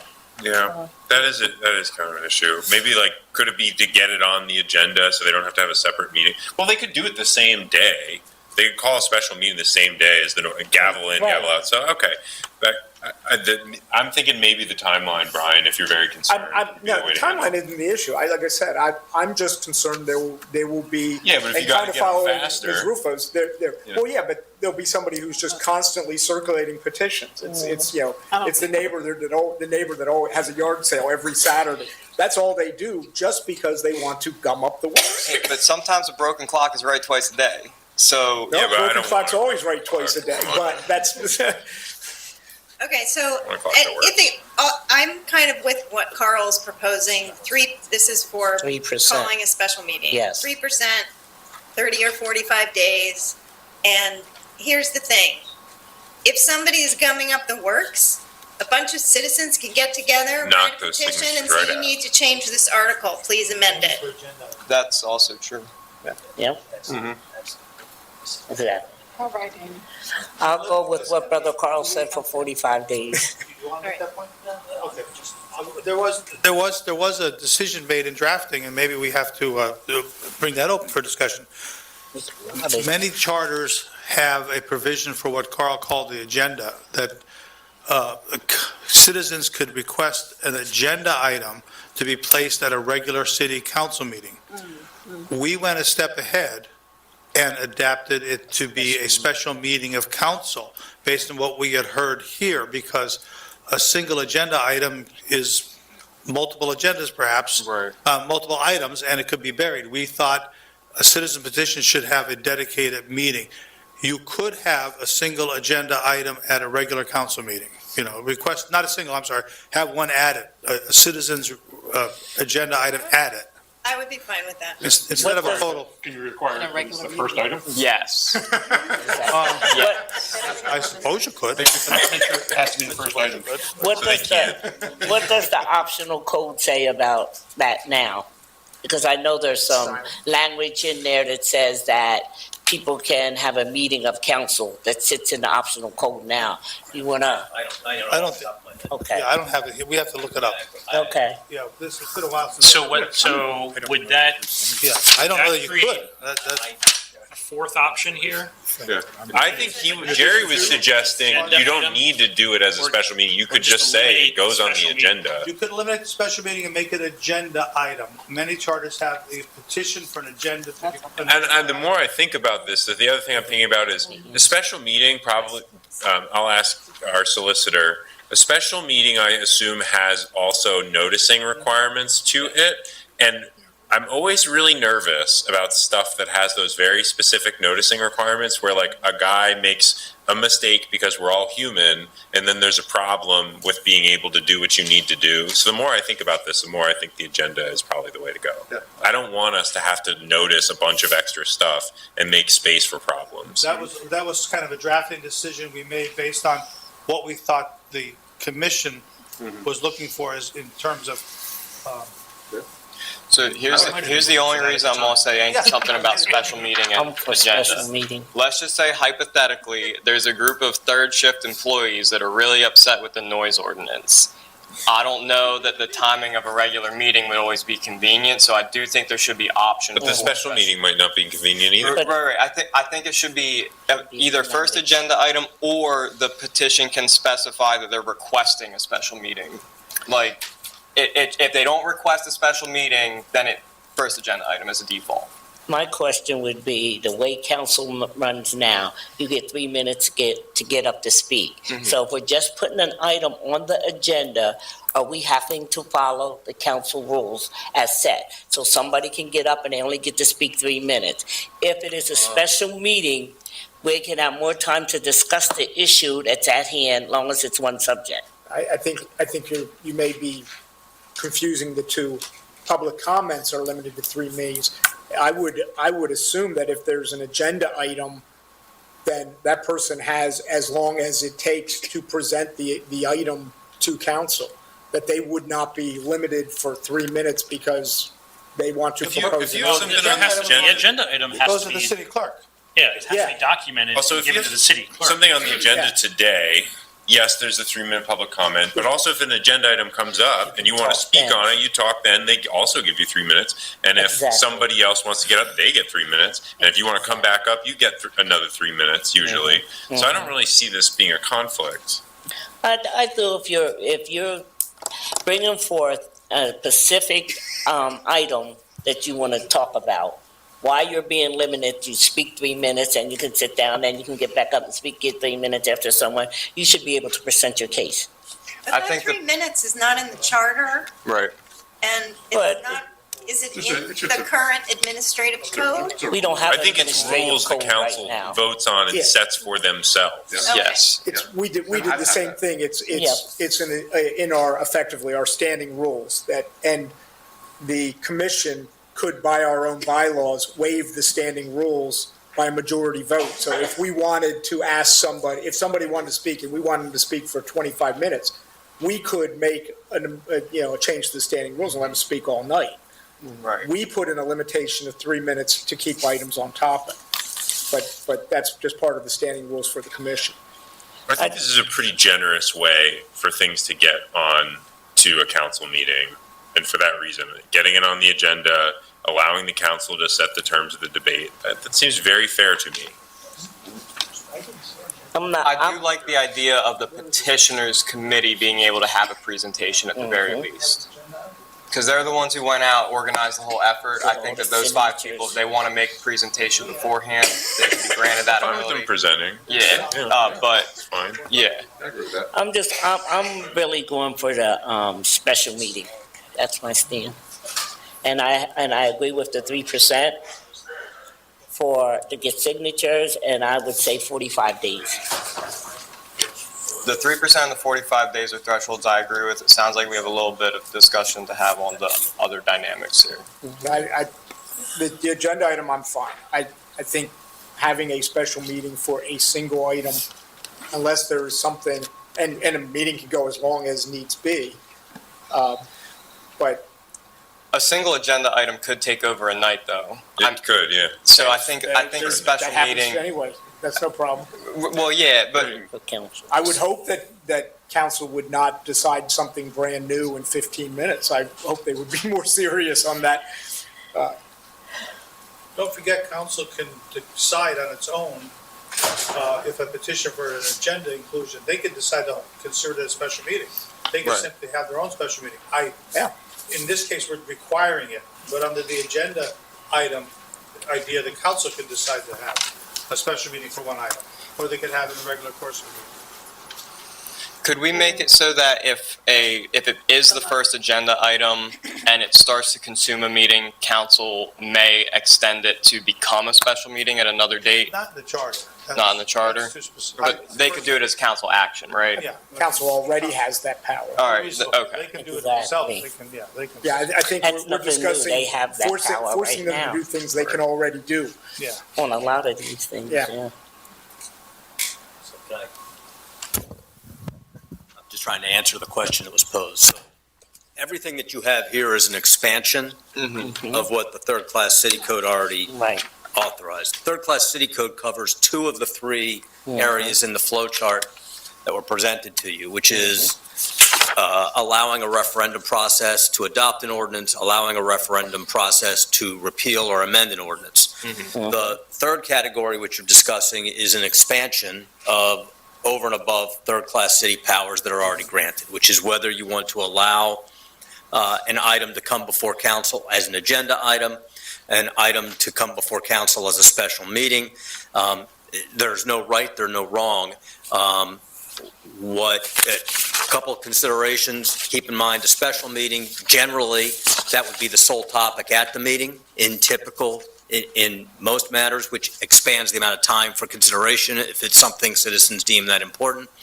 Doesn't necessarily mean it has to be long, it just means that that's going to be generally the only topic. And you could specify that in the charter if you wanted to, that it would, special meeting for that sole purpose, which means that that's why they're getting together.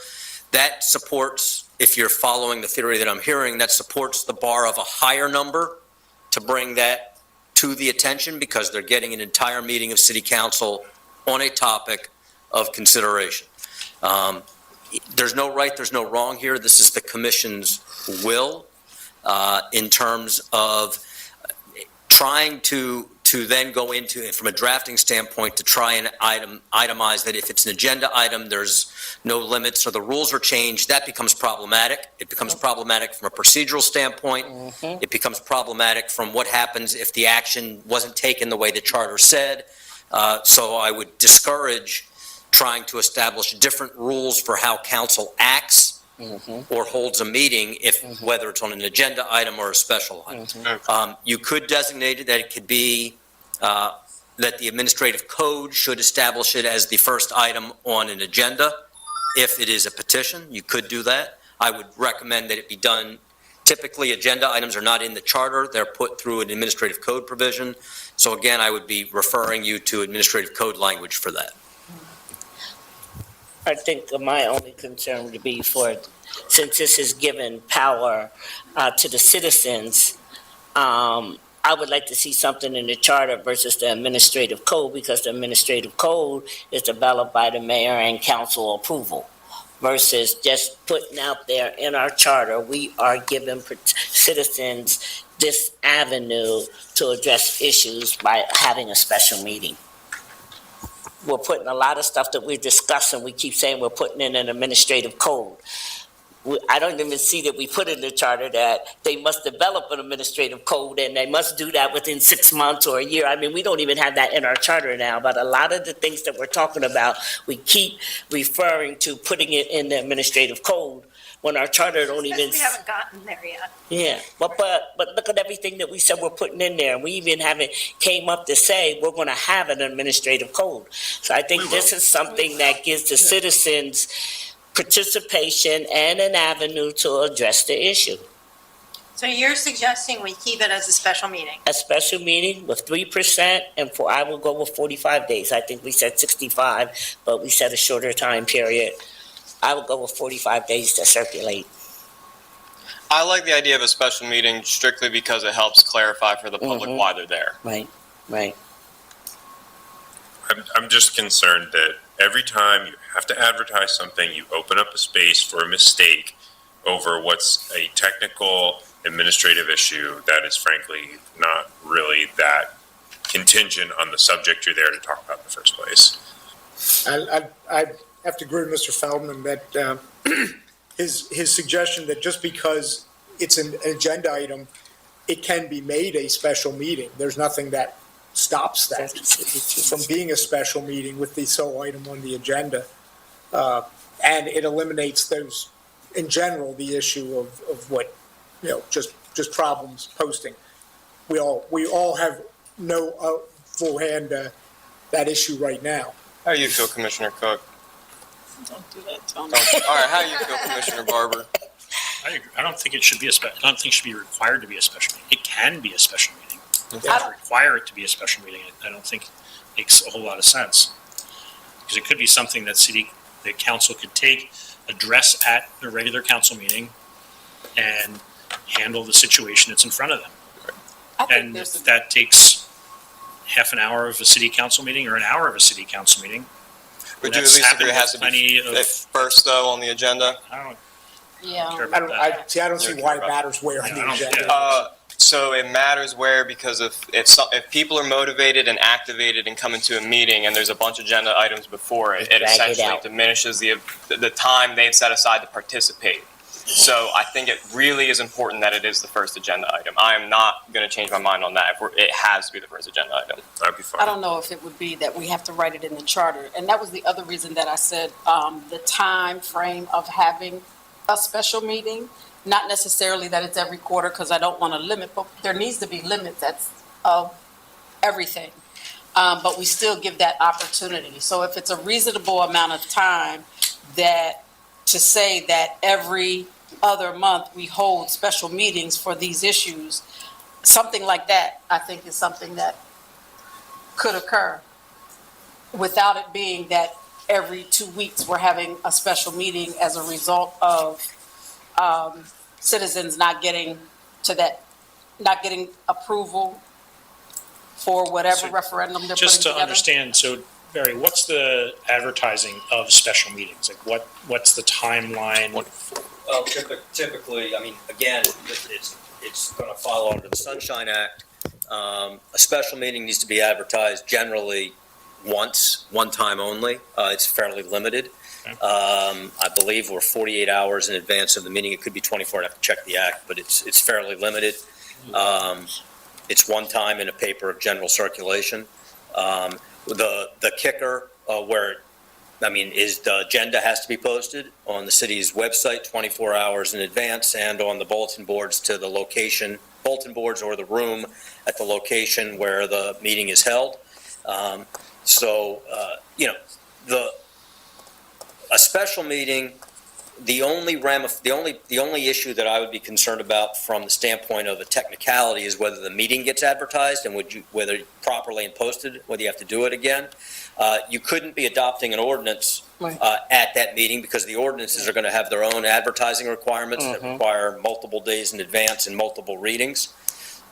So the special meeting concept is really about setting aside a forum for discussion, whether that's done at a special meeting or whether you want to do that at a regular council meeting. That's the added thing that the third-class city code doesn't have. It was Right. put before you here for suggestions, not with recommendations. It was because of the conversations you folks had had throughout the study session periods and even through the preamble committee work about how to encourage or increase citizen participation. So there's no right or wrong. These are just options. It's 24 hours if the website Yes. here is right. 24.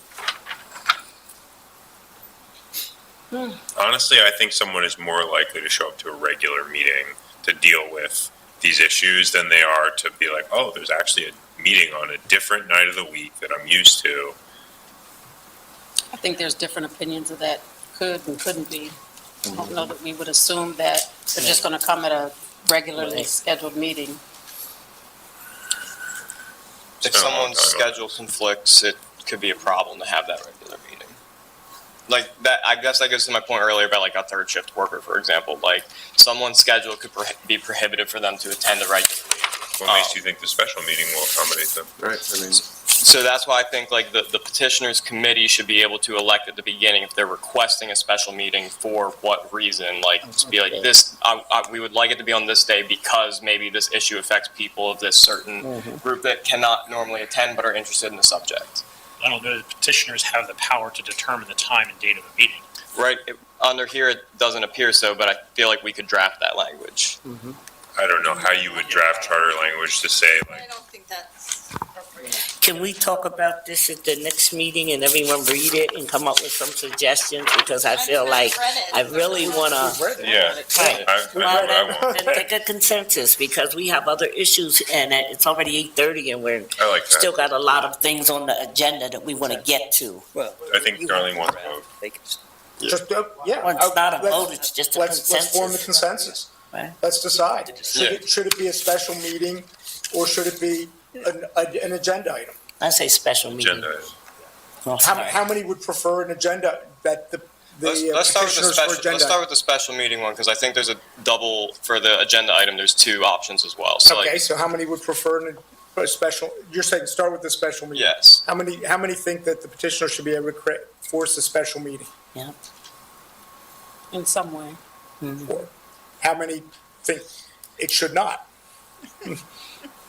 Four. so Eliza. no, we can't do that. She's got yeah. All right. Nope. So that gets stuck. What about, Hypothetically, if that fails, who's interested in making it the first agenda item? I'd be fine with that. I'll be fine with that. All right. So if it goes to agenda item, it's the first agenda item. So, but we need Liz to decide whether it's going to be Regular meeting yeah. or special. So we'll discuss it at the next meeting. other than that, we have a decision. 3% is fine. I will. 3% how many days? 45. I thought that. I would say 30, but I'm okay with 45. I agree with you, Amy, but I feel very differently about the other avenues here, so. What if, I Right, would but like we didn't guidance even on that. discuss I mean, the that- rest of it. We're talking about this article, and we are trying to get the article. Well, yeah. What is the, what about the petition for ordinance and for the reconsideration of the ordinance? I think it should be 10%, 10% of the mayor, yes, for anything that would I'm good with potentially that. go to a vote that would be for an ordinance. And that would, Or reconsideration. or Or reconsideration. because they're both. I think they should be the same threshold. Yeah. They're not the same thing, but they're functionally very similar. I think they should be the same. I think they should be 5%, which is, I think that's what is 5%, 184 No, signatures? 3% is 100. Oh, Yeah. so what's 5%? Can you About tell me? 300. So About 300 signatures, yeah. I actually have a question for Pell and them. Can you describe why there's some of these limitations here? Because like one of the things that hits me when I read them, for example, or relating to zoning regulations, I think about, well, what if the public wants to see a new use in the use table for city government? I mean, I understand that the zoning regulations come out of planning commission and then get approved by council, but like, it's one of those things, especially in a growing city. I think there's a lot of urbanists that would like to have that conversation. And then, Zoning hearing. Well, No. No. because the trigger 61, for adoption of the zoning ordinance 6,000. when referendum wouldn't work. 161. Because of the municipality Because of the planning code. municipality planning code. So it's All right. not a natural subject for referendum.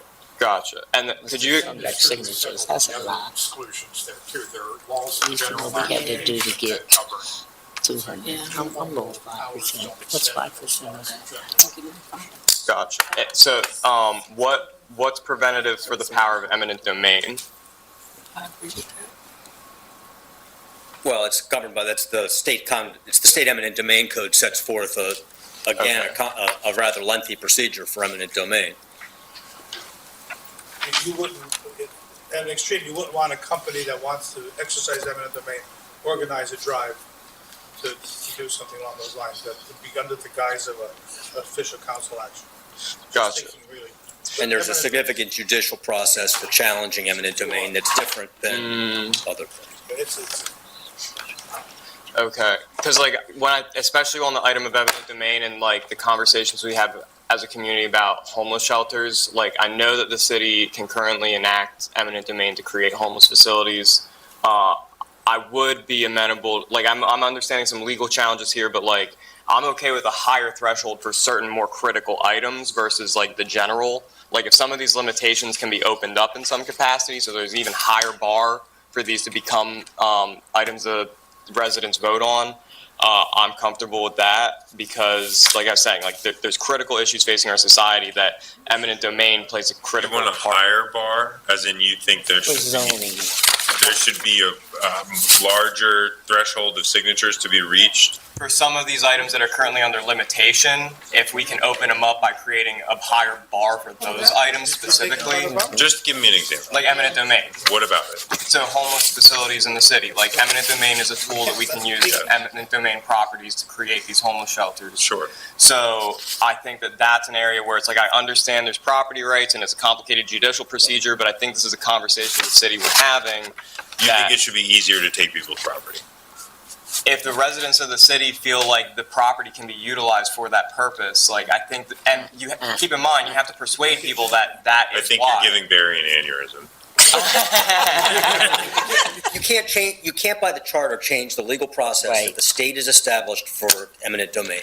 That's a law, just like you can't change the laws related to PUC and you can't Right, change the MPC. Right, and I guess I was just saying, like, I don't know the eminent domain code. I'm looking at Title 26's thing here, but I obviously don't know the contents of it. But I'm fine with 10% as a general bar for everything we've discussed so No, far. We're crossing two different topics. Are you saying that if there are certain issues that council must put a referendum on the ballot in order to do? Or are you saying that if the city wants to take a property through, again, we'll just use as the example, through eminent domain, somebody's got to go out and get 500 or 600 signatures? I'm saying. That doesn't make any sense. I'm saying if the residents of the city want city council to begin eminent domain procedures for a specific purpose, Then like, it goes under the city calling a special meeting of city council. so like I said, think I don't already know covered. Title And, 26. and I think So what he was talking about is if you look at limitations on the petitions, and basically the one that comes up is zoning, and we're looking at page 1A, and it has zoning as a limitation, that you can't petition or you can't call a special meeting about zoning. To rezone your To property. rezone something, yes.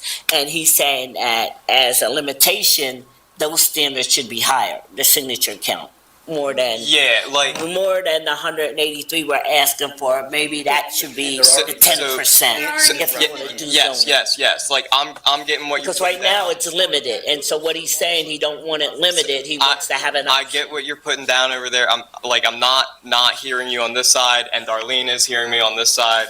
I'm just saying I don't know those laws as well as y'all, which is why I was calling it to question, like asking questions of you guys, because I understand that those are more complicated proceedings, but I didn't know if they were completely prohibited by other state law.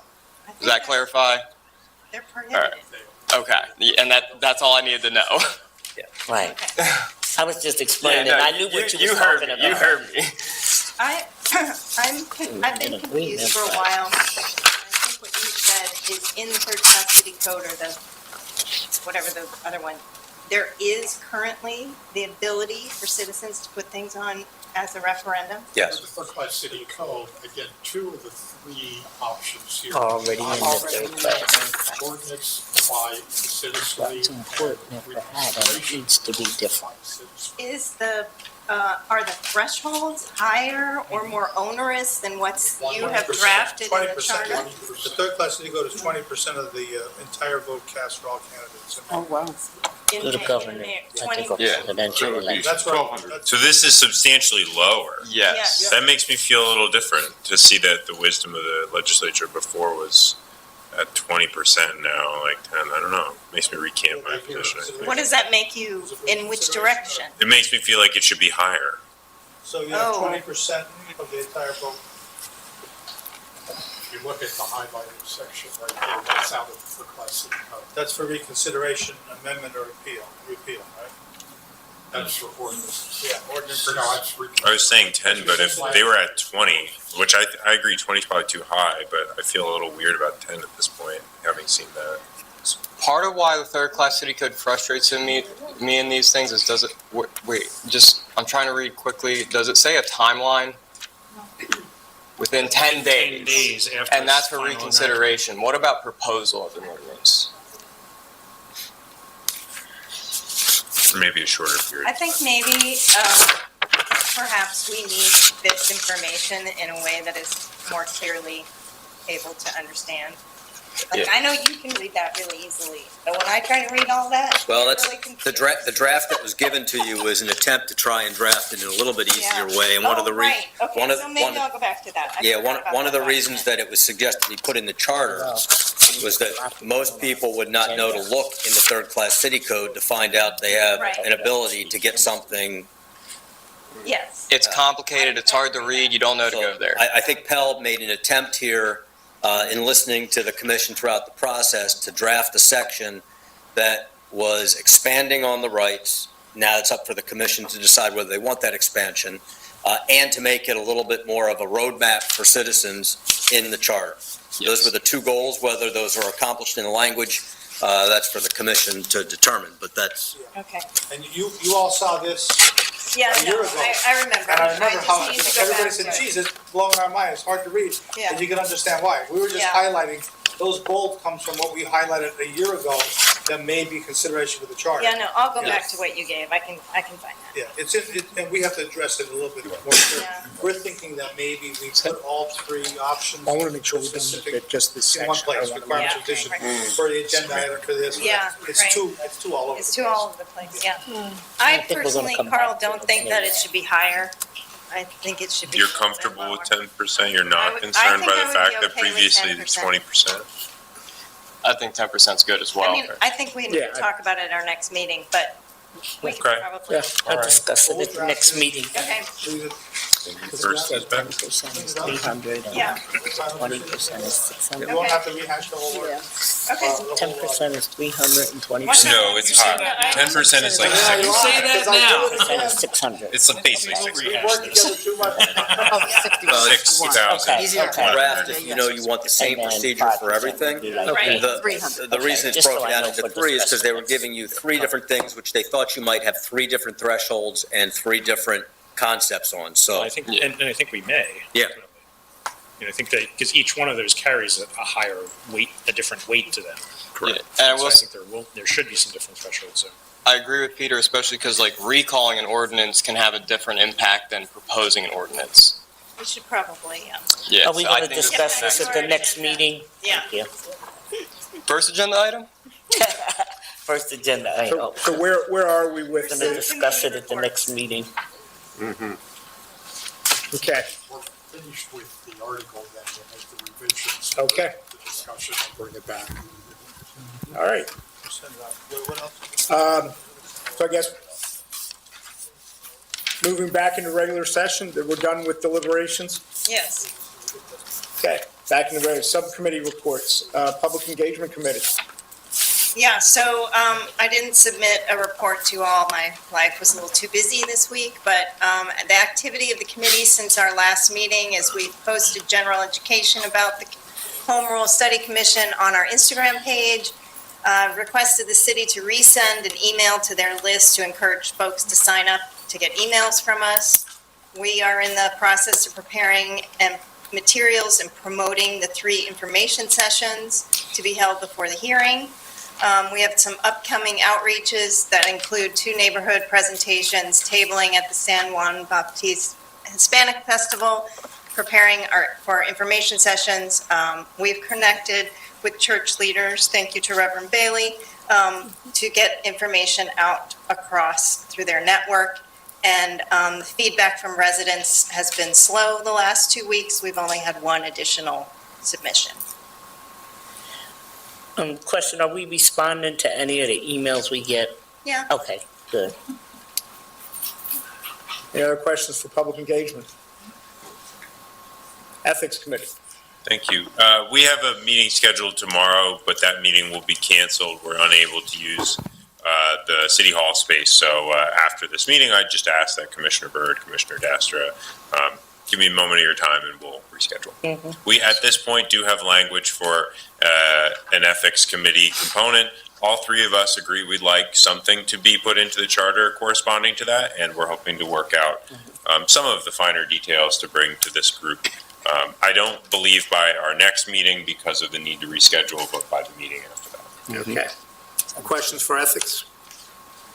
Budget and finance? We had our most recent meeting about, well, a week ago Monday. We had, discussion focused around, tax relief as, what's, how do we exempt, some residents from earned income tax? Talked about, whether to implement a cap on year-over-year tax revenue and how we would do that. I think those topics, a couple other things, those are the things that consume most of our time. So we'll spend a little bit more time on those at our next meeting, as well as the assignment that we got tonight. And our next meeting is this coming Monday morning at 9 o'clock. You have. Okay, any questions for budget and finance? Great, thank you. City Council. So unfortunately, I was also busy, but I did send y'all an email right before the meeting of the draft we had presented on Sunday at Bethel. Thank you to Reverend Billy for letting us host the meeting there. Because unfortunately we had to reschedule because we also were unable to use council chambers on that Saturday. But I'm just gonna read y'all the report because I think it'll answer all the questions. So, since the last meeting of the whole, our subcommittee has met twice, once immediately following the June 20th meeting in council chambers and once again on June 30th at Bethel AME. We received a handful of comment cards that will be added to the meeting minutes for our June 30th meeting. The first meeting was a mainly operational and stage setting. Ideas were raised that were used to create a new draft of the City Council article. This article was presented at Bethel AME and includes some of the following.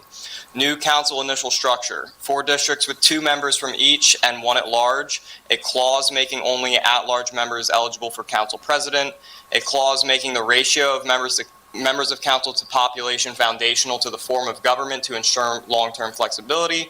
A clause making an expansion of at-large members also includes a provision that no political affiliation could run more than the total at-large seats minus 1.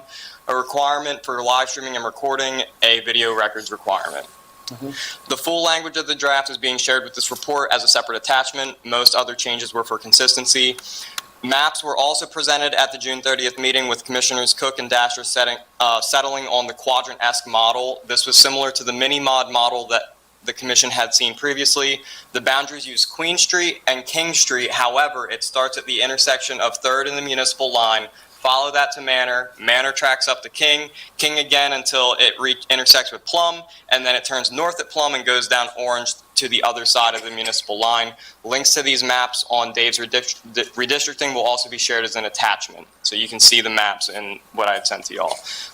This is the general content of what was covered. Some of the input from the rest of the commission could be valuable for the next draft copy. Our next meetings are on Monday, July 8th at St. Joseph's Catholic Church at 6:30 in the St. Francis Room, and Friday, July 12th at 6:30 p.m. at the Lancaster Cemetery House. Thank you for your attention. And yeah, I think the biggest question, I mean, we're engaging the public, but I think the biggest question I'll have for I mean, all the commission, but I'm just going to be blunt. I feel more Elizabeth Elias and Amy Rufo is about the 2-member districts versus 1-member districts. But I encourage you all to attend our meetings to give feedback as members of the public. Thank you. Any questions for City Council Committee? All right. Any old business? Hearing none. Any other business for the good of the commission and the city? Hearing none. We have a second public comment. If anybody would like to address the commission, please. Please remember, make sure the microphone's on and your name and the city on the street on which you live. All right. My name is Kevin Brownlee. I live at 541 Burroughs Avenue in Lancaster. I heard a couple of you talking about a citizen gumming up a process. And I started thinking about some processes that happened in the past where folk were offended by what the mayors and the councils did. For one, riding bikes on the city. I remember when they passed that, my son and his friends were riding a bike on Orange Street, and they were told to get off the sidewalk. So the next day, I'm riding down Orange Street, and I seen the guys in the red shirts. I guess the security guys for the district, that little district that they got, they riding their bikes on the sidewalk. So I'm like, well, wait a minute, if a kid can't ride a bike on the sidewalk, why should an adult do it? The second one was these bike lanes. My wife is upset with these bike lanes. I don't like them, and most of the people I know don't like them. The third thing was the one vendor trash collection that the city went to. No input from the citizens on that at all. So when you talk about gumming things up, or 80-20, as you said, Mr. Chairman, these citizens' input is very important. And so, and the one thing I have for you two is about the capital budget. Where's the bond issue? Like, I know most governments throw bonds out when they want to build something, or they want to let's say they got to renovate the new police station that's been redone a few times. So the city has to do a bond to raise funds for that. I didn't see that in your paperwork there. That would be part of the, may I answer? Yeah, please. That would be part of the budget for the capital program. You mean the general budget or the capital? Well, the capital program would indicate borrowing was needed, and then the budget for the operating would reflect the capital payment, the debt service. So you'd have two notifications. When they develop the capital budget, there would be indication that there has to be borrowing. And then when the budget comes before council and public inspection, the debt service will be in that budget. And the actual vote on the bond borrow. Yeah. You have to have an ordinance passed. Yeah. Yeah. And my last question, I hear the gumming things up really bother me, because if something bothers a citizen, then you all shouldn't have this committee here at all. If there's that much debate and you don't want to do it, or you changing stuff, do away with this charter thing. Okay, thank you. Reverend Bailey, you give comments, please. First of all, I want to commend you folks for the work that you're doing. I see that it's a lot of time and effort that you're taking on that. I just would ask you a couple of things. One is, I've seen a lot of resistance. I thought the home rule was supposed to increase citizen participation. Did I miss that somewhere? Yes. Because I heard a lot of pushback Yes. about trying to get more citizen participation. Now, if that's what it's supposed to do for the home rule, then why aren't we pushing for more citizen participation, getting them involved as much as possible? I heard this brother talk about democracy If you're going to talk about democracy, that means every citizen's voice is important. And just to think, because I have to work harder and listen carefully, that's going to be difficult, that's where we're in a problem today. We elect politicians and people who do not listen to the folk who elected them. We know that. And so I would hope if there's a home rule, that you would push to make sure that there's citizen participation in every way. My brother here brought an idea about quadrants of the city. Our city is the south side is not represented on the board. It does not matter the council. You don't have to live in the southeast in order to make a vote. Maybe that's why the southeast is treated the way it's treated. Maybe that's why we can build high-rises downtown for a population that's not even here, but the population that lives in the city. They build single-family homes on little pieces of property. You're not going to have enough housing in the southeast to accommodate the people that are here.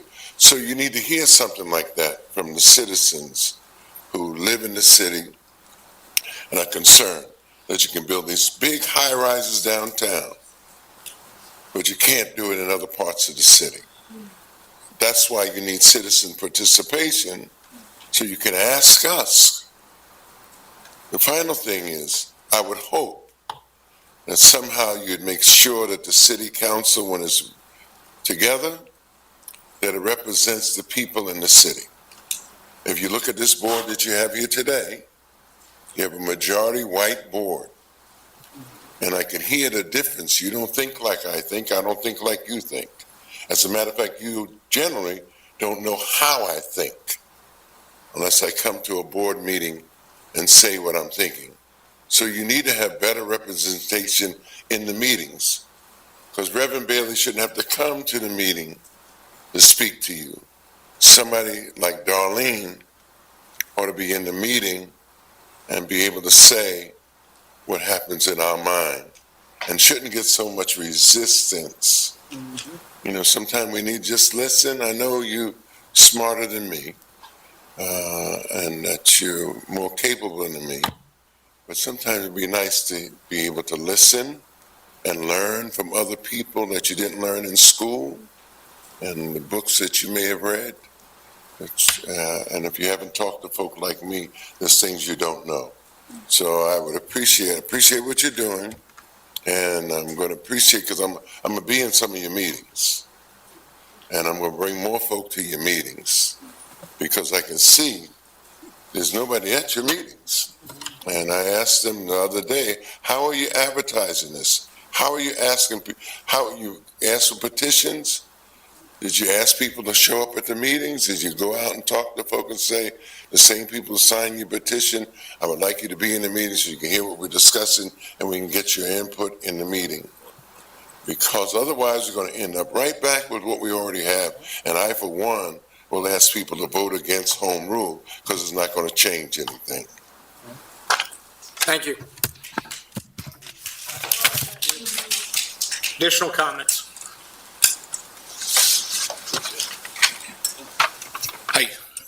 Matt Alsbach, 200 block of Nevin Street. I read recently about the Commission's Finance Subcommittee, and the Commissioner Darlene Byrd suggested limiting the council's taxation powers by setting caps in the new city charter. I think taxation caps should absolutely be included, and the exception clause, I think, should be something that should be excluded.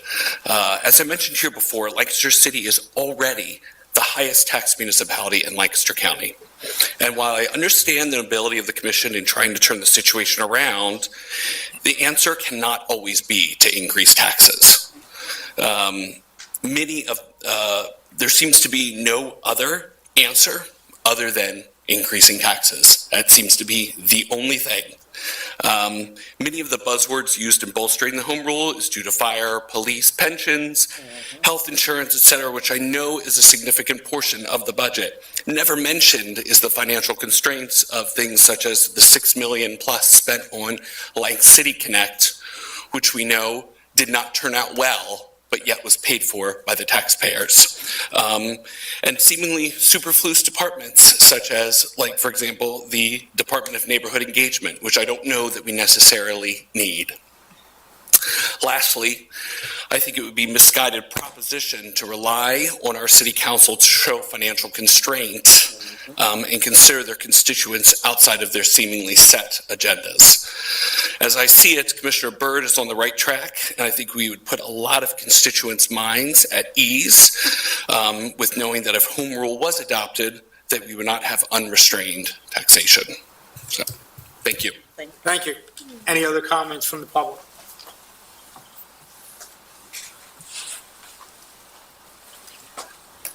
One more.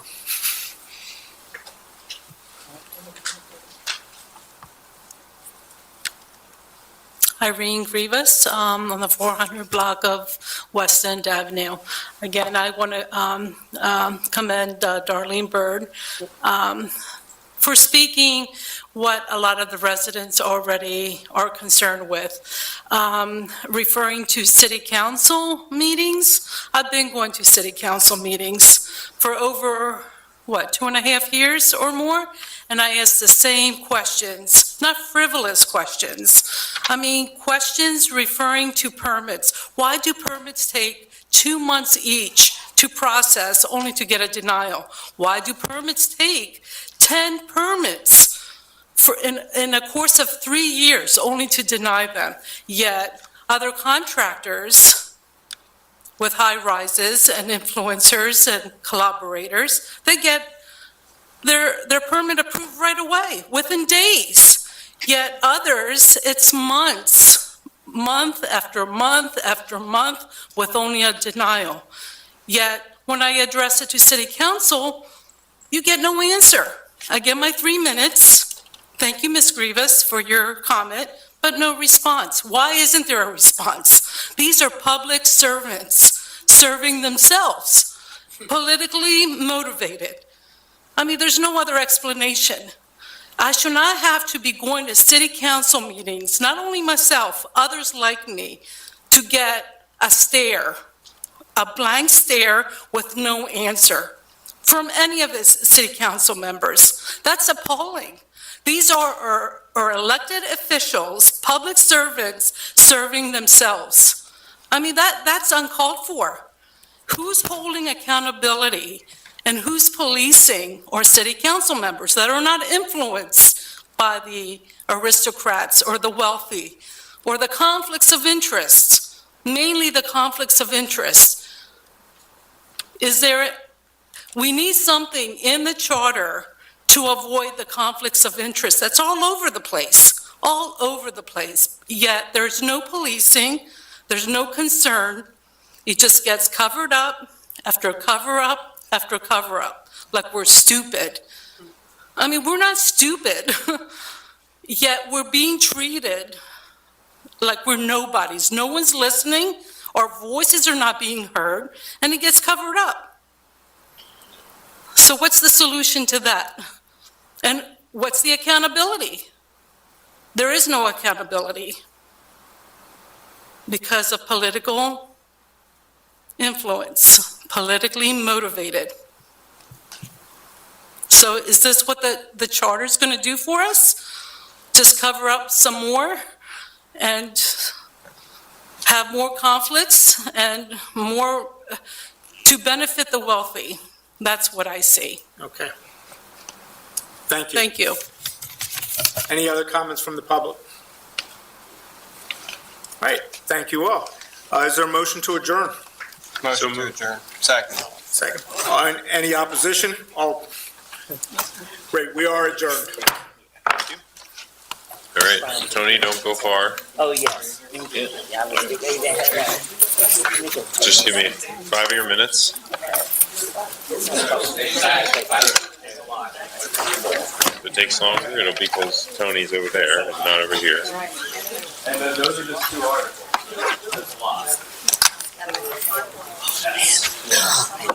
I feel Score, John. I'm looking. 3-1. Good guys. We'll take it. Cubs aren't a walk in the park this year, so. All right. I'm not going. Well, now Darlene has gone. Phillies baseball. Oh, they're They are, that's Chicago. Chicago Cubs. all right. No, yeah, right?